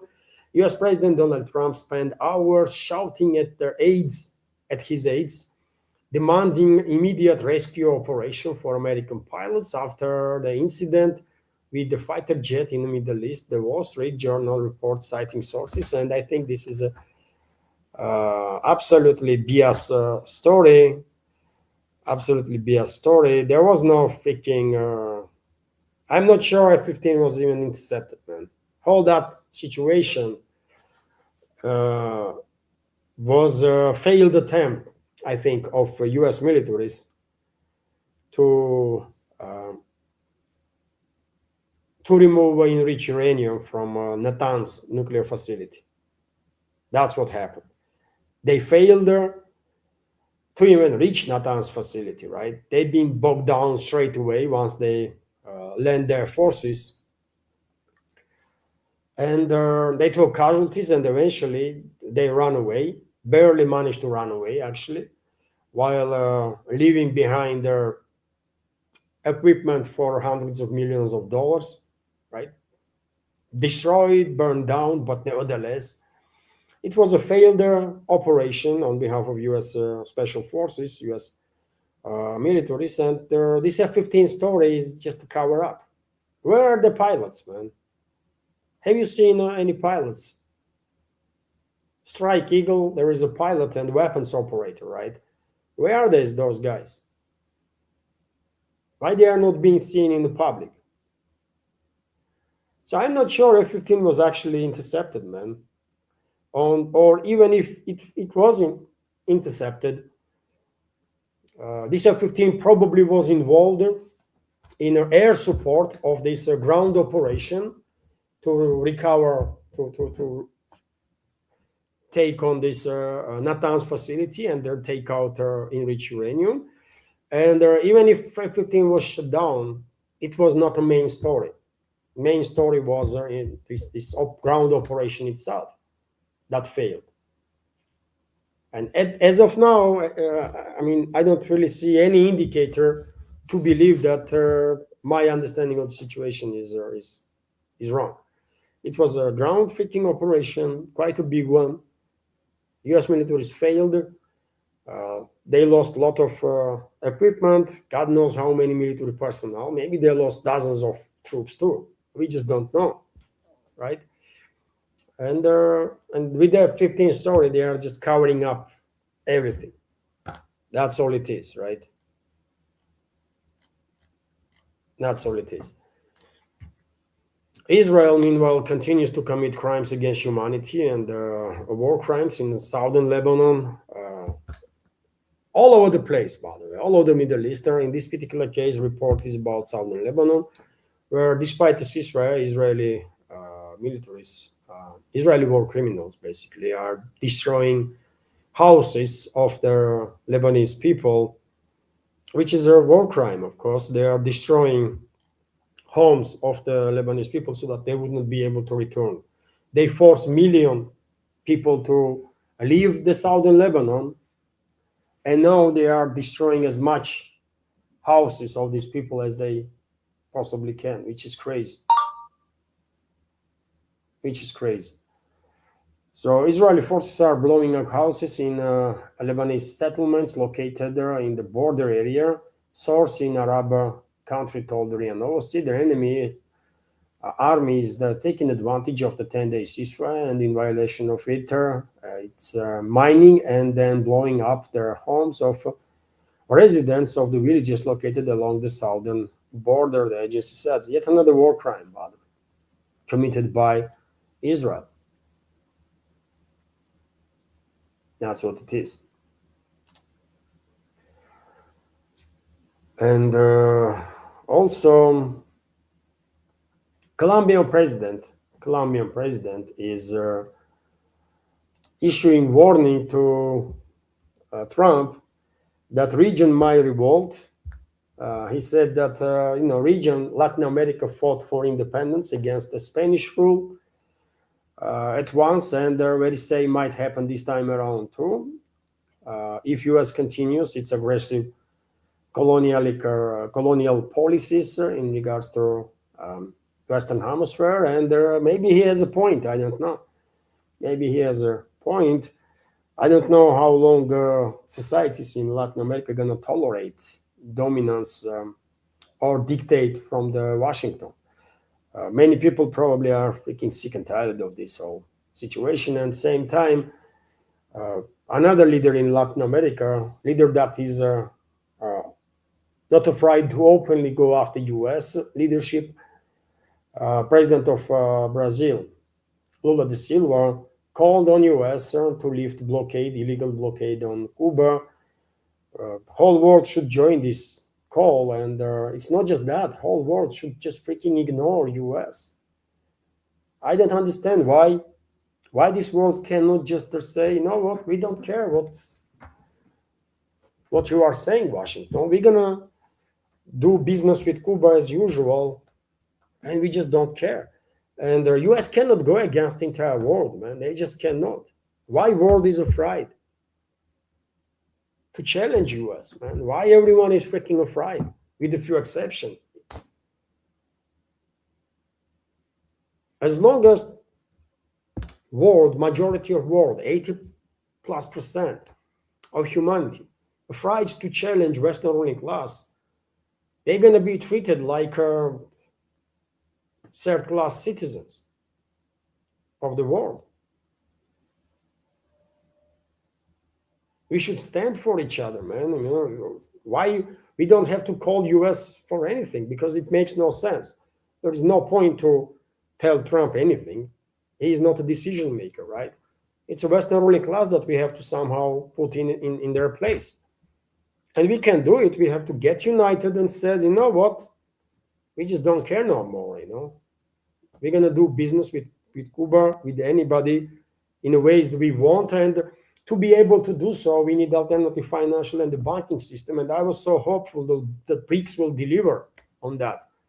And as of now, it did not happen. I was so hopeful, man, that BRICS will deliver with their alternative payment systems for whole world to be accessible, alternative banking system, alternative freaking financial system, and none of it being done. And I think that's because BRICS was infiltrated by Western elites. BRICS was infiltrated. We should not enlarge this rapidly, and we should not. We should first agree that let's build freaking alternative financial and the banking system, right? And then let's invite other countries. Let's take other countries in. But we did not create freaking nothing, man. And just the calls on US, really, who gives them, man? Really.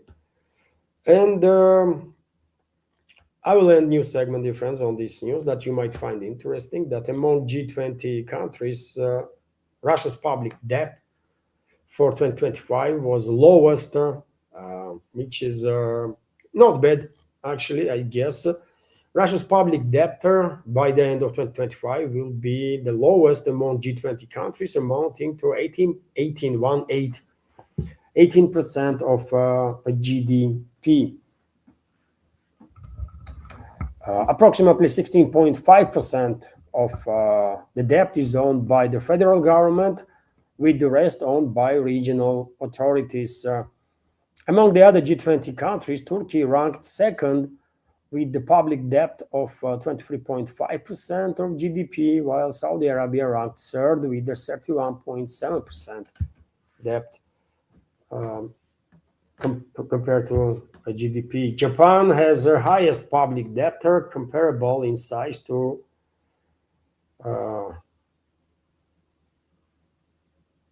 twofold of its own economy. I mean, there's a 206% of GDP, Japanese GDP. That's how big Japanese debt is, man. I mean, how they are able to pay so much to service such a debt, man? They probably pay just for interest, like trillion plus, couple of trillions maybe. I don't know, man. How this can be, man? That they own twice as their freaking economies. I mean, how long they can continue to live this way? I don't know. And so, okay, man, that's about it for a news segment. Let's check a couple of media outlets for possible breaking news.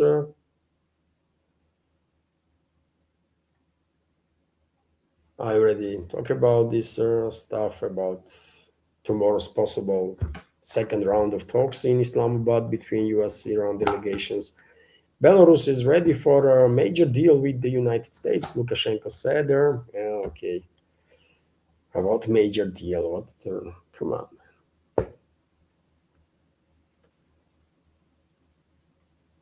Malaysia is considering purchasing Russian oil. Okay. Indonesia just like week ago secured deliveries of Russian oil. All the others can follow, of course. I think Russian energy companies would not be against it. And yeah, okay, that's about it, man. This is the friends is my um, Patreon page. If you like my work, if you can support, will be, I mean, great if you can subscribe to my Patreon page. A link is under this video in the description box. That's how it looks. And from Monday to Friday, if there is no technical issues or some crazy weather, first my updater will be published on Patreon and Boosty. Walk and talk. Usually, I'm not gonna try to make walk and talk type of videos for that. Because many people are interested to see some areas, anything really, right? Uh, I myself like walk and talk type videos. So, yeah, it's nice. You are listening at the same time, watching, seeing some stuff. It's cool. So yes, link is under this video in the description box and in the pinned comment. And um,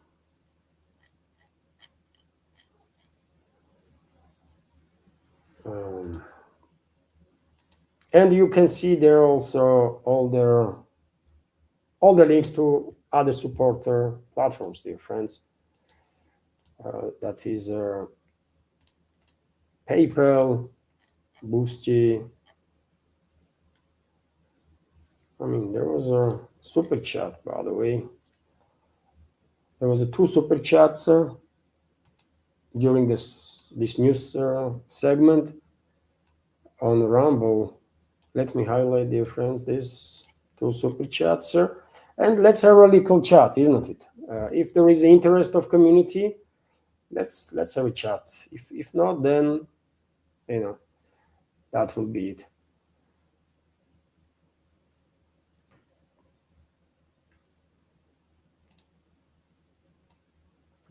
Come on.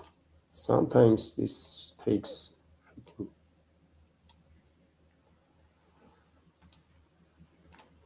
Okay.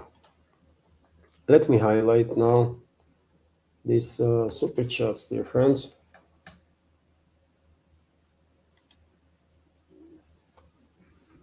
So thank you very much, Scooby, for your super chat and $5 donation on Rumble. And first super chat is, let me read it. Recession means all cut back what I give to your project Levan. Recession means all cut back what I give to your project Levan. This might be a problem for you if most of their community does this. You need to find a way to broaden your subscriber base.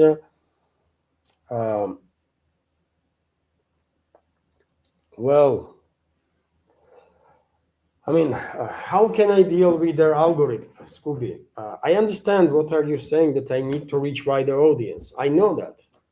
And I know there must be huge interest worldwide towards Russia, towards news from Russia and the Russian pro-Russian take, right?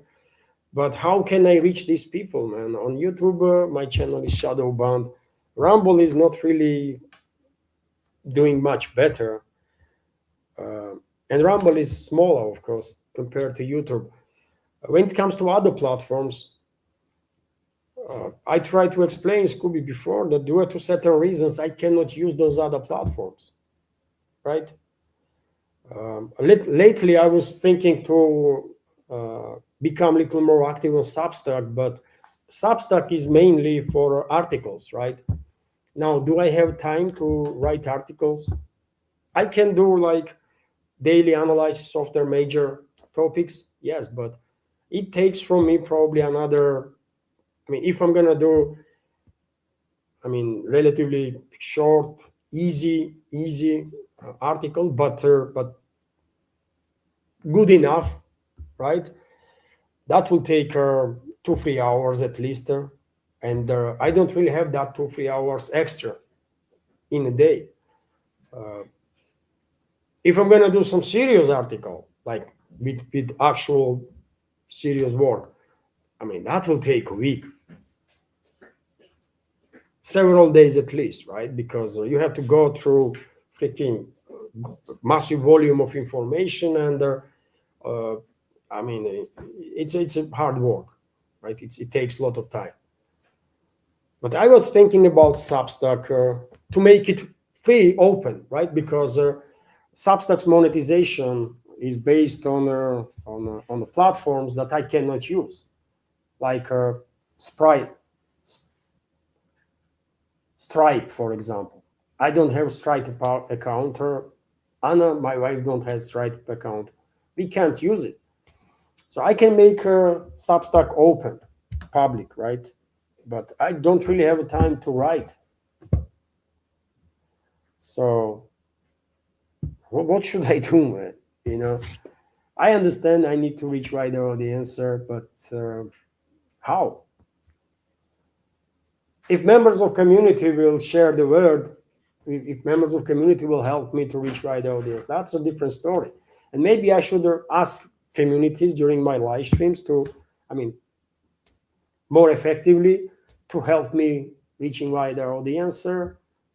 But I'm doing it, isn't it? Everyone understands that, you know, channel is in the shadow ban, and the only way I can reach more people is if members of community will say that there is this channel, you know, if they will mention me whenever they are commenting on other channels and stuff. And how should I mean, how it's how what should I do, man? If members of community want to acknowledge existence of my channel on with their friends or whenever they are active on internet, good. If not, then no, right? Um, so I understand what are you talking about. I just don't know what to do. You know. Thank you very much, Scooby, for this super chat and $5 donation. And there was also another super chat, also from Scooby.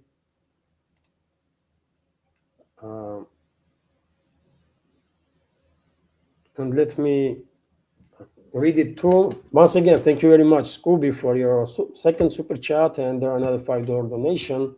And Scooby is commenting, people who don't understand that Japan's public debt is very different from their own household debt will always be wondering how they manage to survive it. Yes, I mean, I'm not a financier, I'm not an economist, and it is really something extraordinary. They have 250% of national debt, and they are still doing more or less. I mean, they are not really doing okay, by the way. Japanese economy is experiencing deflation, right? Which is not really that good. They are in trouble. I remember some 40 years ago, 50 years ago.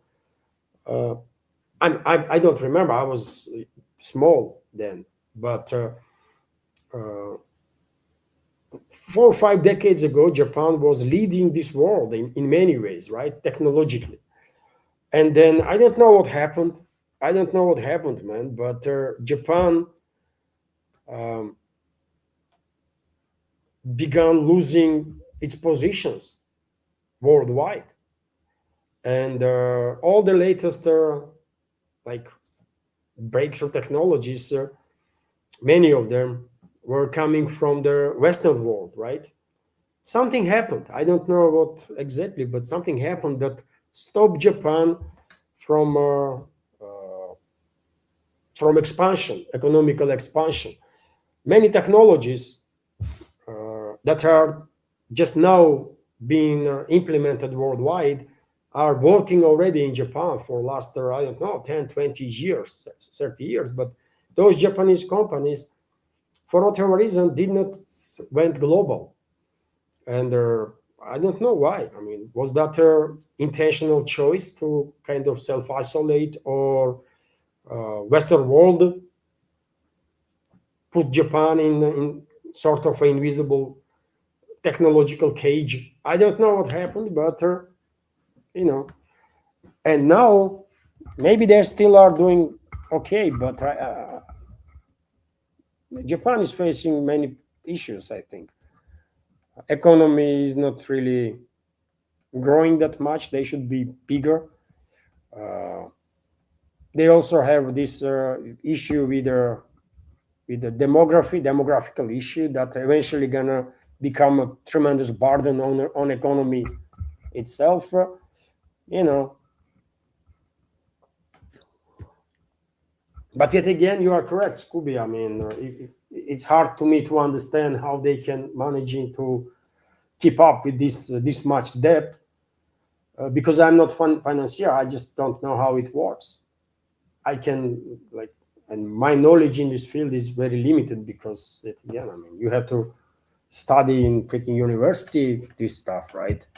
Finances and all that shit. And I was studying in university how to deliver news to people. I'm a journalist by education, right?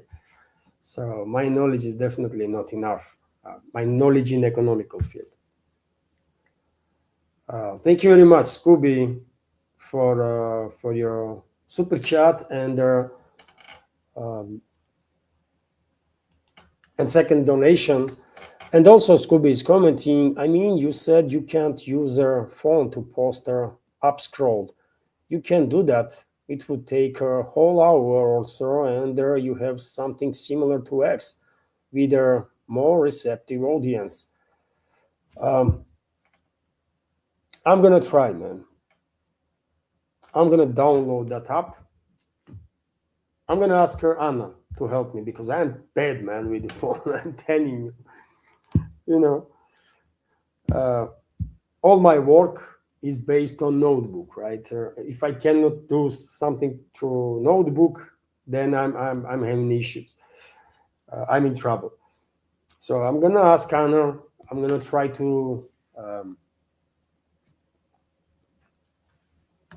download this platform, and there maybe I will post there in the same way as I do on my Telegram and Twitter X page.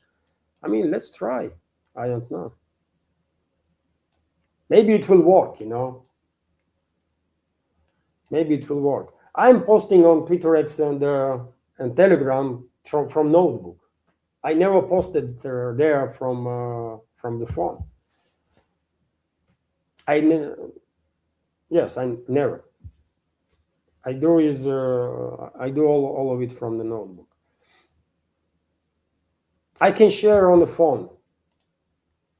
Sometimes when I'm out and when I see on other Telegram channels some interesting news, I might share from one channel to my channel, right? But that's all. I'm like a dinosaur, really. You know. Also, I see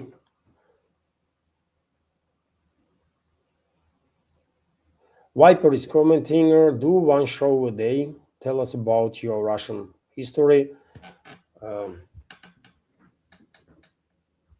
One show a day. Timing, you know.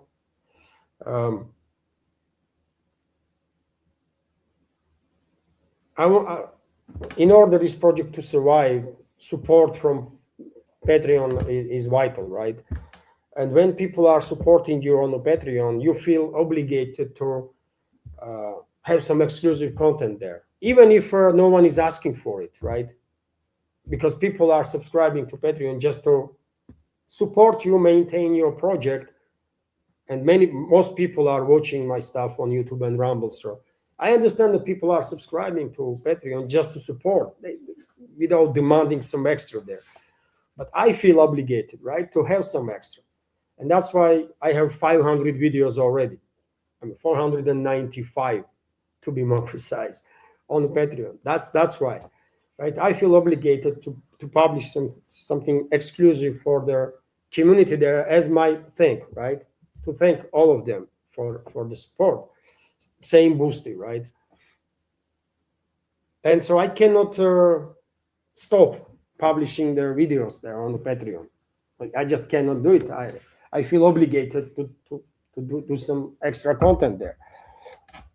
That mostly exclusive for the platform. Even if only 5 people will watch it, I will feel better if I have a exclusive for Patreon community. That's how it is. It's a human moment. It's about me. I will feel that I'm doing right stuff when I'm publishing something extra there. That's the one thing. When it comes to live streams, news updates, I don't know. I can do live stream either at 3 p.m. or at 9 p.m.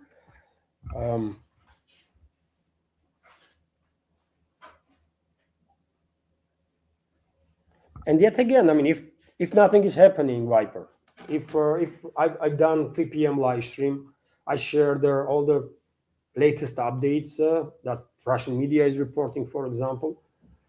And if there is nothing much for evening live stream, I would not launch it. Last week, I only had like once, or this week, only had like once 9 p.m. live stream or twice, because the rest of the days there was not really that much was happening. I mean, I did not want it to, like a few days ago, I was talking to Anna, and she asked me if I'm going to have a live stream at 9. And I said no, because there is no major updates, just Trump statements. And I don't want to make a live stream just because Trump said something, because the next day this information going to be rejected or something, and why I did entire freaking live stream for that. And I was correct. Next day, information was rejected, actually. Right. So if there is no need to do 9, if there is breaking news, it makes sense to do evening live streams. If not, maybe not so much. And also there is a geography, right? It's a geography. Live stream in the first half of the day will be more convenient for people that are from global south and Europe. And the second live stream in the second half of the day will be more convenient, probably time-wise, for members of our community from Western Hemisphere, from North America, for example. And I have to balance this one too, although it's not always possible. But this is also something that I'm keeping in mind, because, there might be people that want to be on a live stream, want to participate in the chat, right? Exchange opinions in real time with members of community, but they cannot be on a live stream during the day, on 3 o'clock, on 3 p.m. live stream, for example, because it's midnight, right, in US, for example, or in Canada at that point. So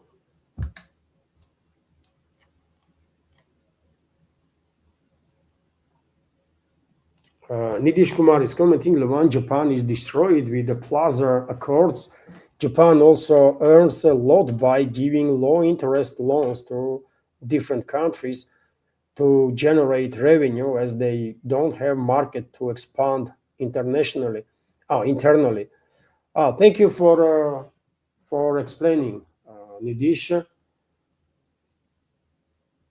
I have heard Plaza Accords.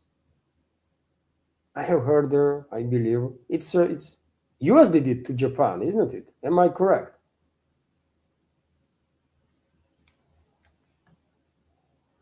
But yes, I mean, Japan used to be this super pooper technological superpower, and now it's kind of isolated, which is strange. And many technologies that are decades old in Japan only now is being adopted worldwide, and still it's not Japanese companies that are implementing this stuff in this world, but Western companies that actually, in many cases, probably copied the Japanese technology, adopted it, and are doing good buck now, making good buck on that.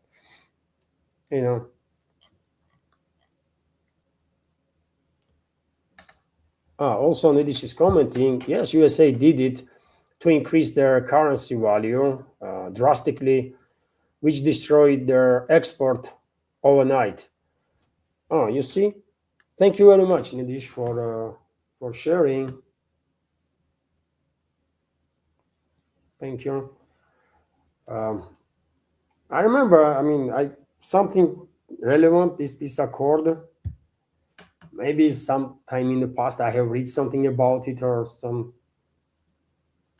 Also, it is commenting, Levan, make a separate segment of news on Africa and South America as well, and name it Global South news for a wider audience.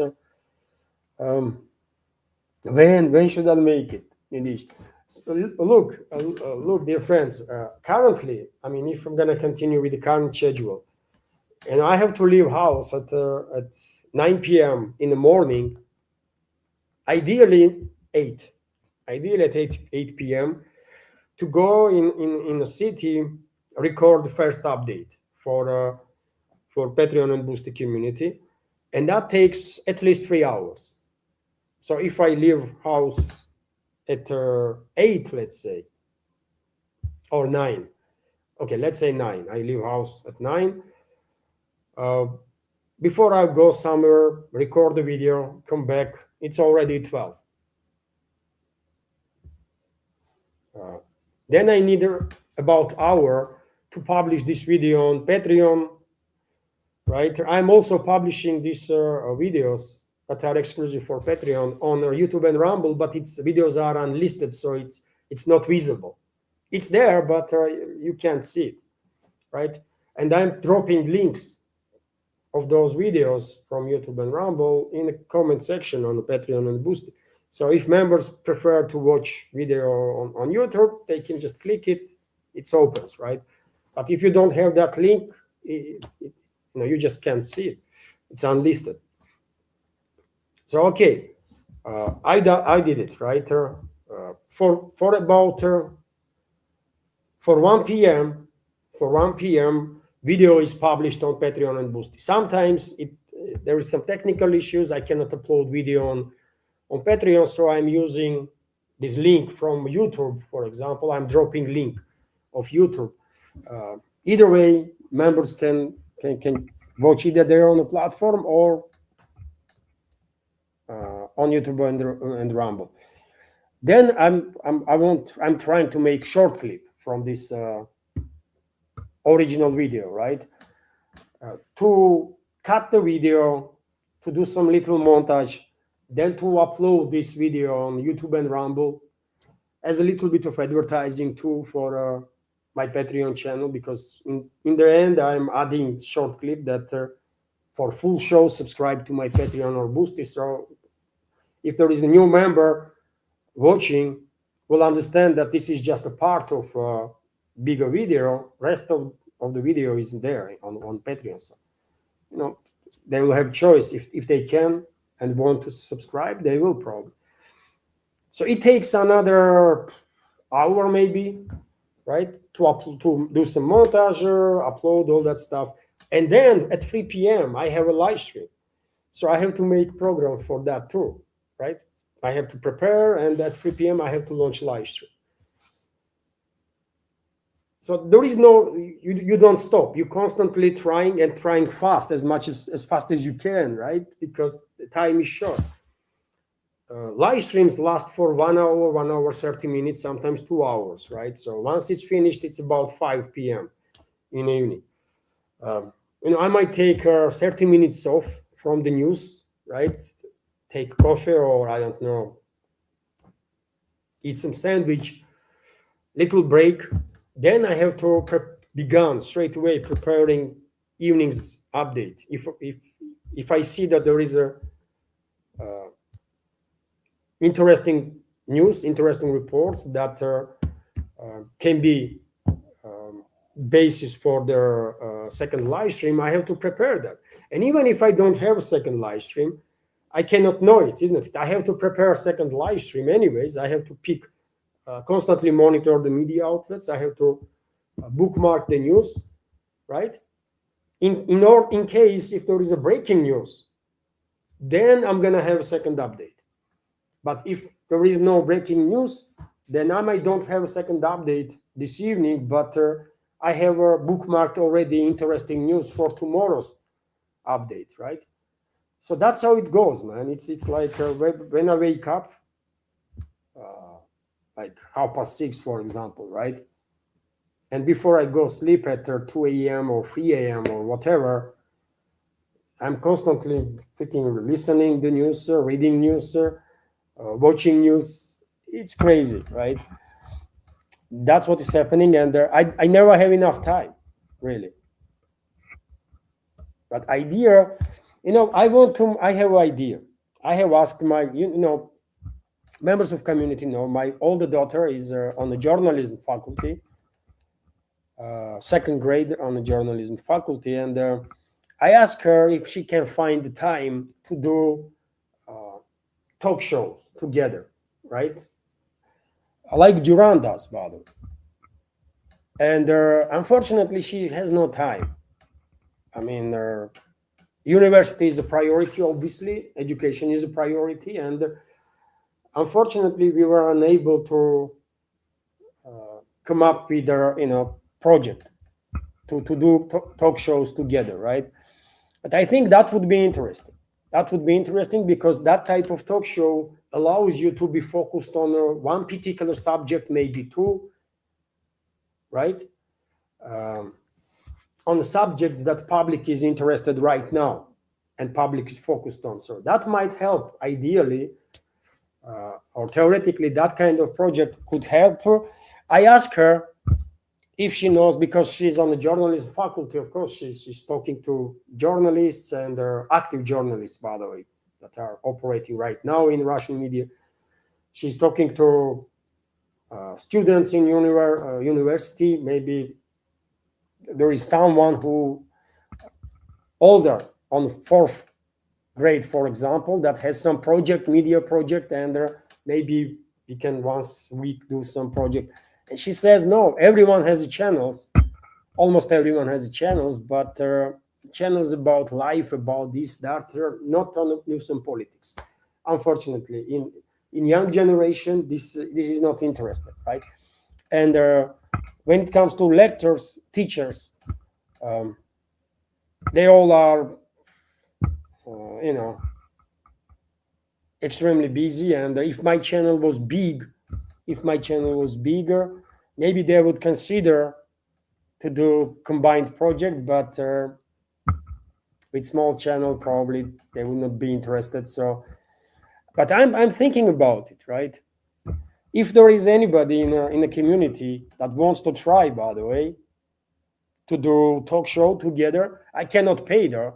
That's also another issue, right? That I'm in no position to pay the salary if it's a regular programs, right? But yes, if anyone wants to try to do, I don't know, once a week show together, we can try. Just write me on a mail, by the way, and we can try. So I don't know. Time wise is this show, talk show, right? When there is a two hosts, like Duran does, by the way, like Breaking Point does, for example, like Kyle Kalinski and his wife are doing whenever they have to get a show, right? It's this when there is a two people in a video or more, it's more interactive. It's more interactive, more interesting, maybe, because I don't know. And I'm just unable to do so. And if I was able to pay salary, I could make advertising in a media or in a website. I could offer the job, right? And I'm quite sure many people probably will contact, many journalists, right? Probably will contact to do shows together, journalists or bloggers. But because I'm unable to pay salary, I can't do it.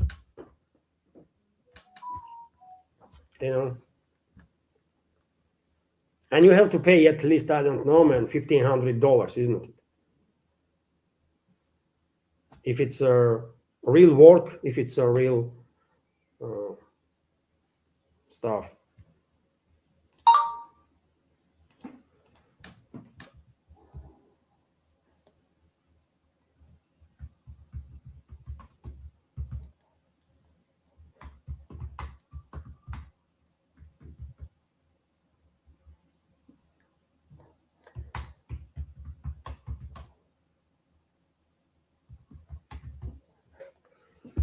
And so, yeah, I don't know. And there is also this algorithm stuff. Right now, YouTube shows me it's only 70, 80 people uh, online, right? So there is a big decline in live streams, sir. I mean, maybe these are not real numbers. We have seen, isn't it, like a week ago or something, we see how YouTube was manipulating with the numbers. So maybe this is not real numbers. I don't know, but um, you know, maybe I have to change my style or something. Um, Maybe I have to dress like officially, or I don't know, man. I don't know what should I do. I know there is an interest towards news and politics from Russia, right, and commentary. I know my experience and education in this field probably adds to my opinion certain weight, right? After all, I spend in this field freaking entire life of mine. Um, but I don't know. Maybe I have to work on my presentation bit more. You know,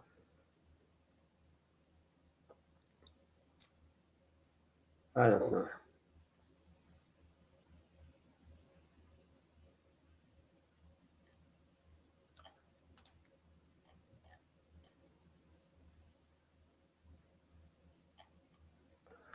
There was a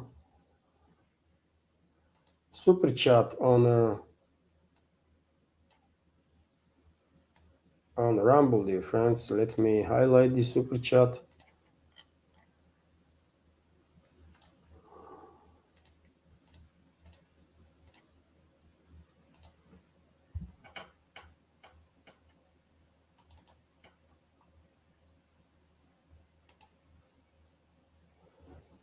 Richard Werner is a good economist to explain Japan's decline. Oh, thank you very much, Scooby, for recommendation, dear friends. If you want to learn some more about Japan's economical situation and their decline that is clearly visible even for non-expert eye, then Richard Werner is explaining that stuff. I guess he has a you can find him on YouTube or Rumble. Thank you for sharing, Scooby, and for your super chat and their dollar donation.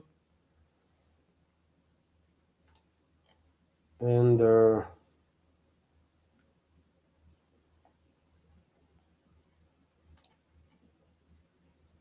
also Scooby is commenting, well, keeping with the same things over and over obviously is not working. I fear the economy will diminish his income soon.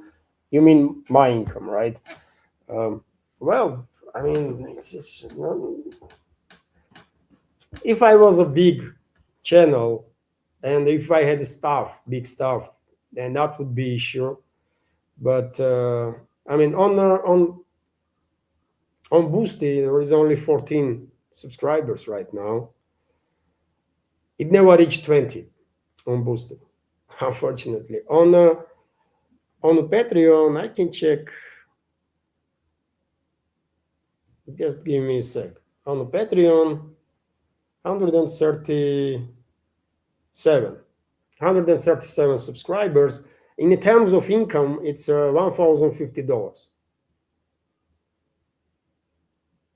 And the vast majority of subscribers are $5, $10 subscribers. Vast majority is a $5 subscription. There are $10 subscribers, and there a few $20 subscribers and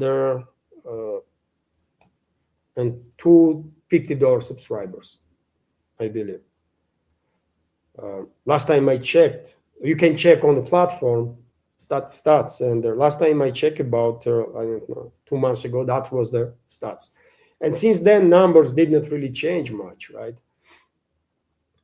And so you know that's the income, by the way. When it comes to donations through PayPal or Boosty,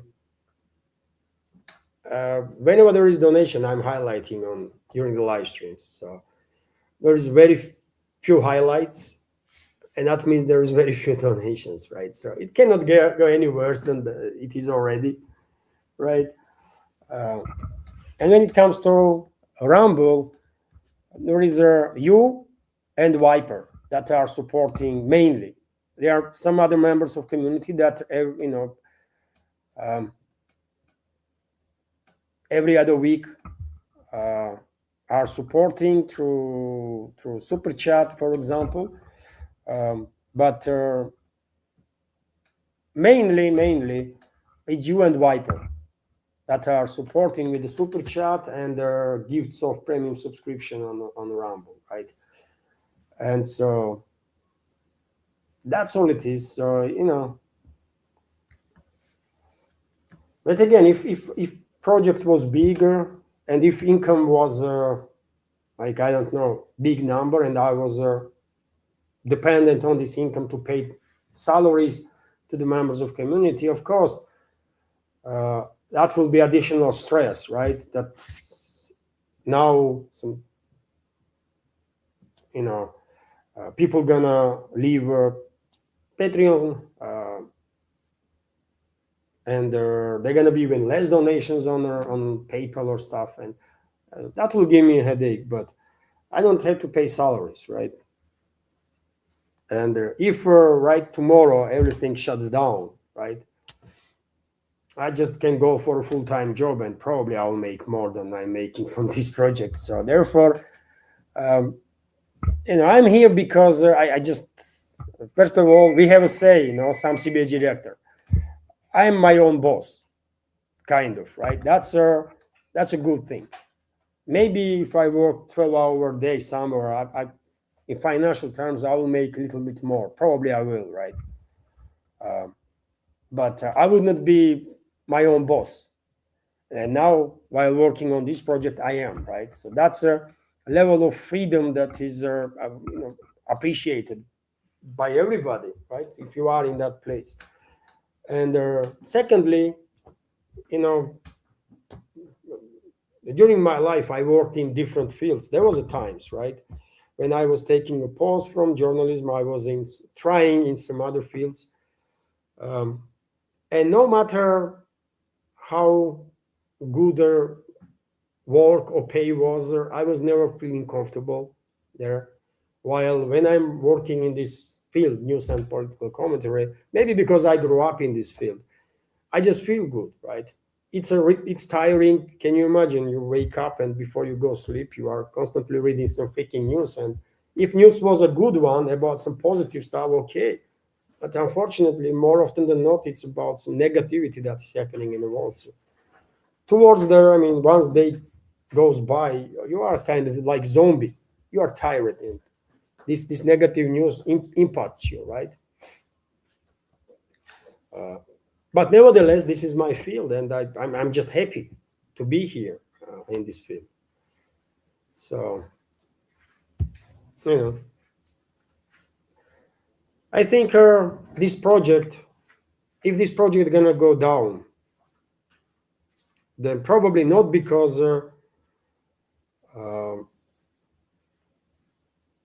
veterans of the community stop supporting me to keep this project alive, but because Russian government blocked literally every opportunity to stay online.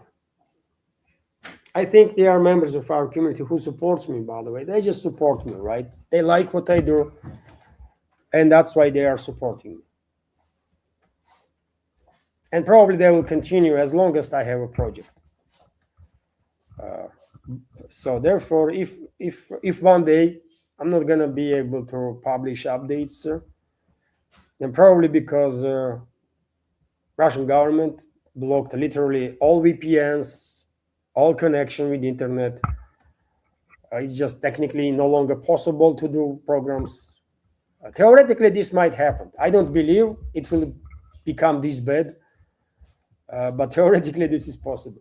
That would be the only reason why I am not no longer making updates. And another one could be that I just freaking died. Things happened. So, but I understand what I'm talking about. There is no much potential for growth right now, uh, and I have to try what I can. I have to control my language. I mean, there is a ways how I can, for example, I knew it from the beginning, by the way, when Israel began committing crimes against humanity. I knew that I can choose careful language, right? Uh, and maybe I would not end up in a shadow ban, and I choose not to. So basically, you know, project probably will be in a better place if I did not even talk about Israel or did not call out Israel on the crimes against humanity or use extremely careful language. But because I did not, well, you know what happened, right? Channel was smashed. Uh, it's frozen. I mean, channel is literally frozen, by the way. You know, um, I can try now to, in terms of influencing algorithm, I can try to uh, like yet again use careful language, less French, and more careful language, and maybe this will help her with the algorithm a bit, right? Um, but yeah, I don't know really.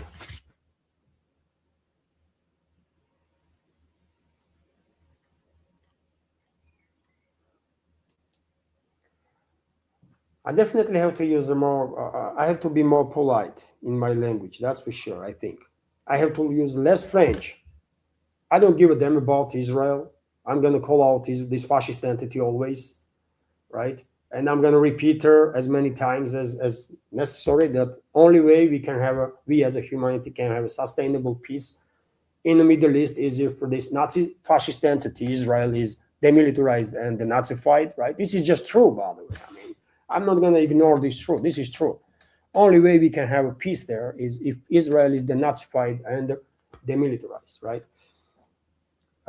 So I cannot talk any other way just because YouTube is owned by Zionists, right, and controlled by Zionists. I don't give a damn. But I'm gonna try to use less French. You know what I mean, isn't it?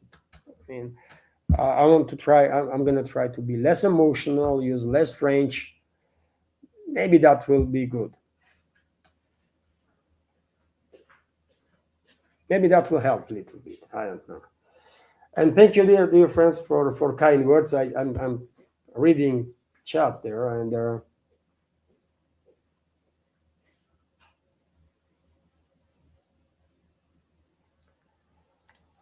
also, Luan, interviewing local people for their opinions on the topics you cover once in a while might be a cheap option. No pay, just your and their time. Um, I was thinking about making blitz interviews, right? Um, but you know what? If you're gonna look for people that can answer in English, it might take a whole freaking day, man. In a blitz interview, you want to have at least, let's say, 7 to 10 people, or at least 7 people, right, that are answering about certain topics, whatever it is, right? And I mean, how many people I have to stop on the streets and ask, can they participate and can they answer in English or not? English, we are not like Scandinavian countries, by the way, where everybody speaks English. Here, not everybody speaks English, right? Many people know, but kind of percentage-wise is much less than in Europe.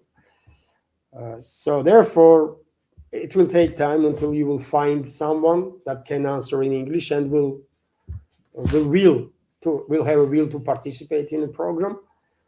And if you are just translating, if they are answering in Russian and then I am just adding English translate, that will always leave some questions, right? Question marks. I mean, is it a correct translation? Is it not?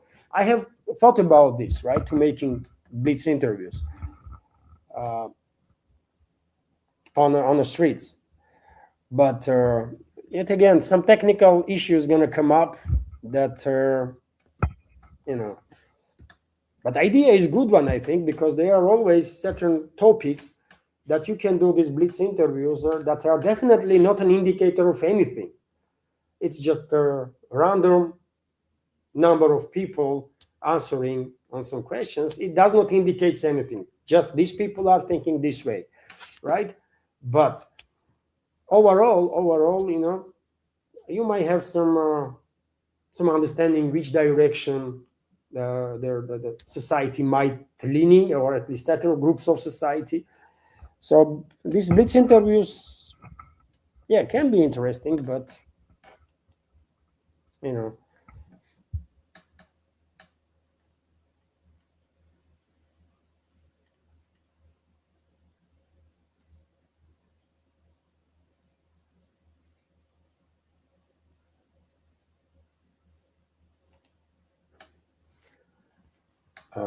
Mr. Blamo is commenting, did you know YouTube recently started showing me things from a decade ago on their homepage? It's a garbage app.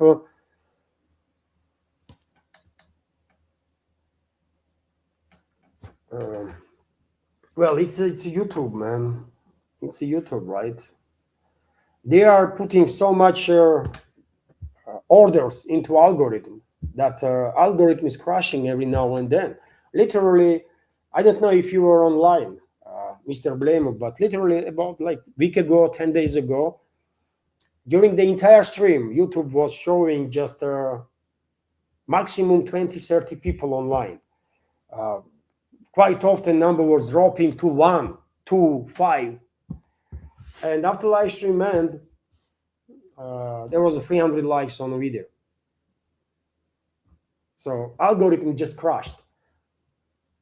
Algorithm was minimizing numbers of online viewers, but simultaneously it was not minimizing in the same way numbers of the likes. Algorithm just crashed, and everyone saw. I mean, whole chat was laughing at that situation. So that's what YouTube does, right? They are overwhelming algorithm with their freaking million orders, what to do, when, and how to react when this word is used and that word is used, and what to show and what to not. And every now and then algorithm is crashing. I have a screenshot on one of my notebooks where there is a 600 likes on a video and 500 views or something like that, which is crazy, isn't it? 600 likes, 500 views. Come on, man. So yes, these are fake. I mean, YouTuber, I don't think there is any numbers on YouTube that can be trusted. Really, it's a fake. It is what it is. That's why I don't really know how many subscribers are on my channel, how many views my channels have. I just don't know.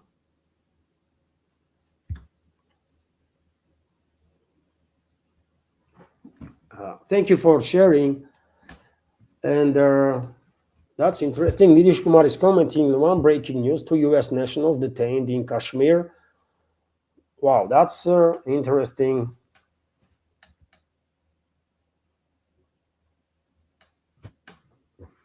Interesting.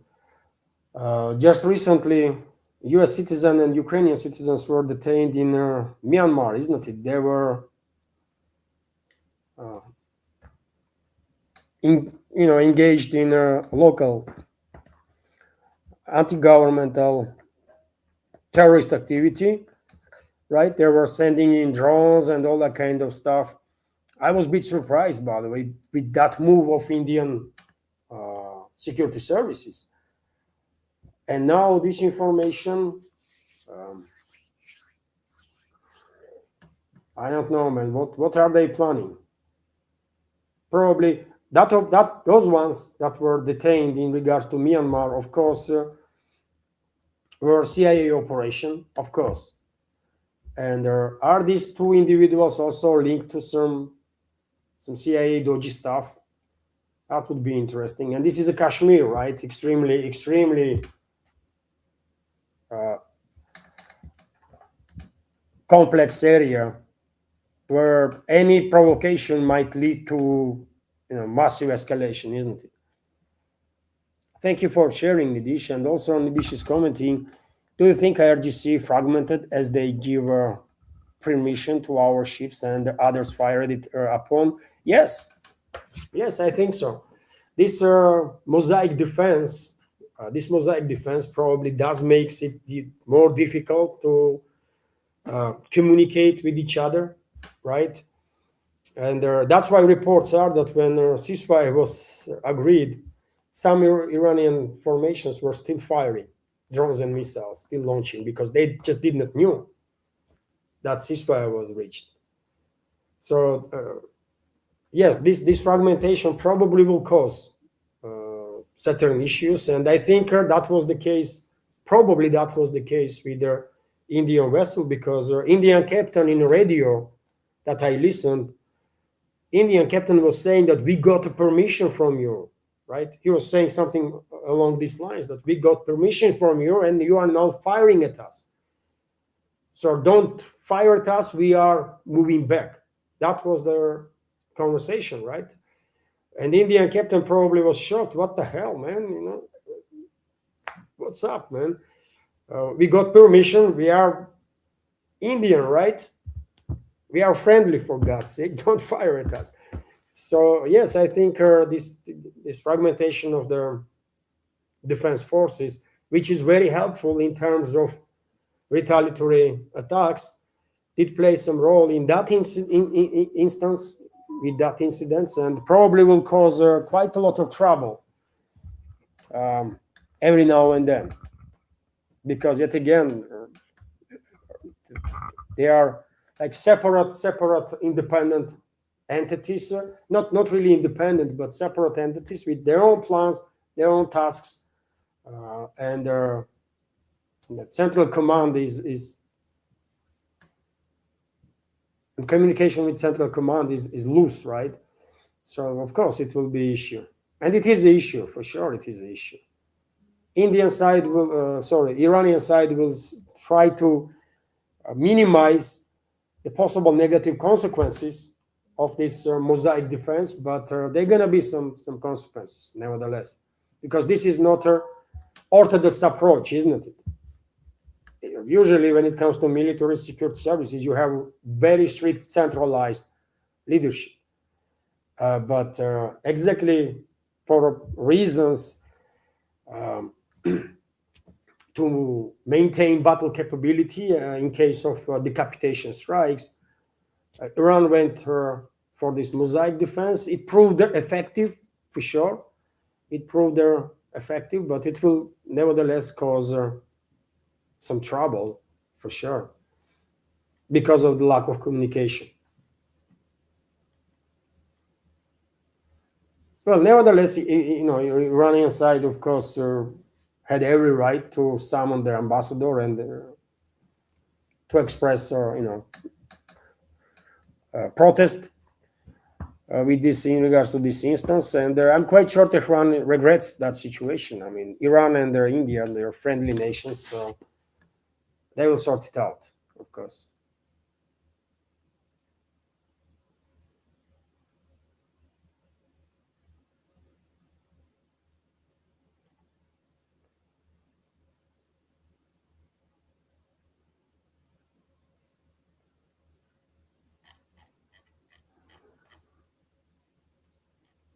So, dear friends,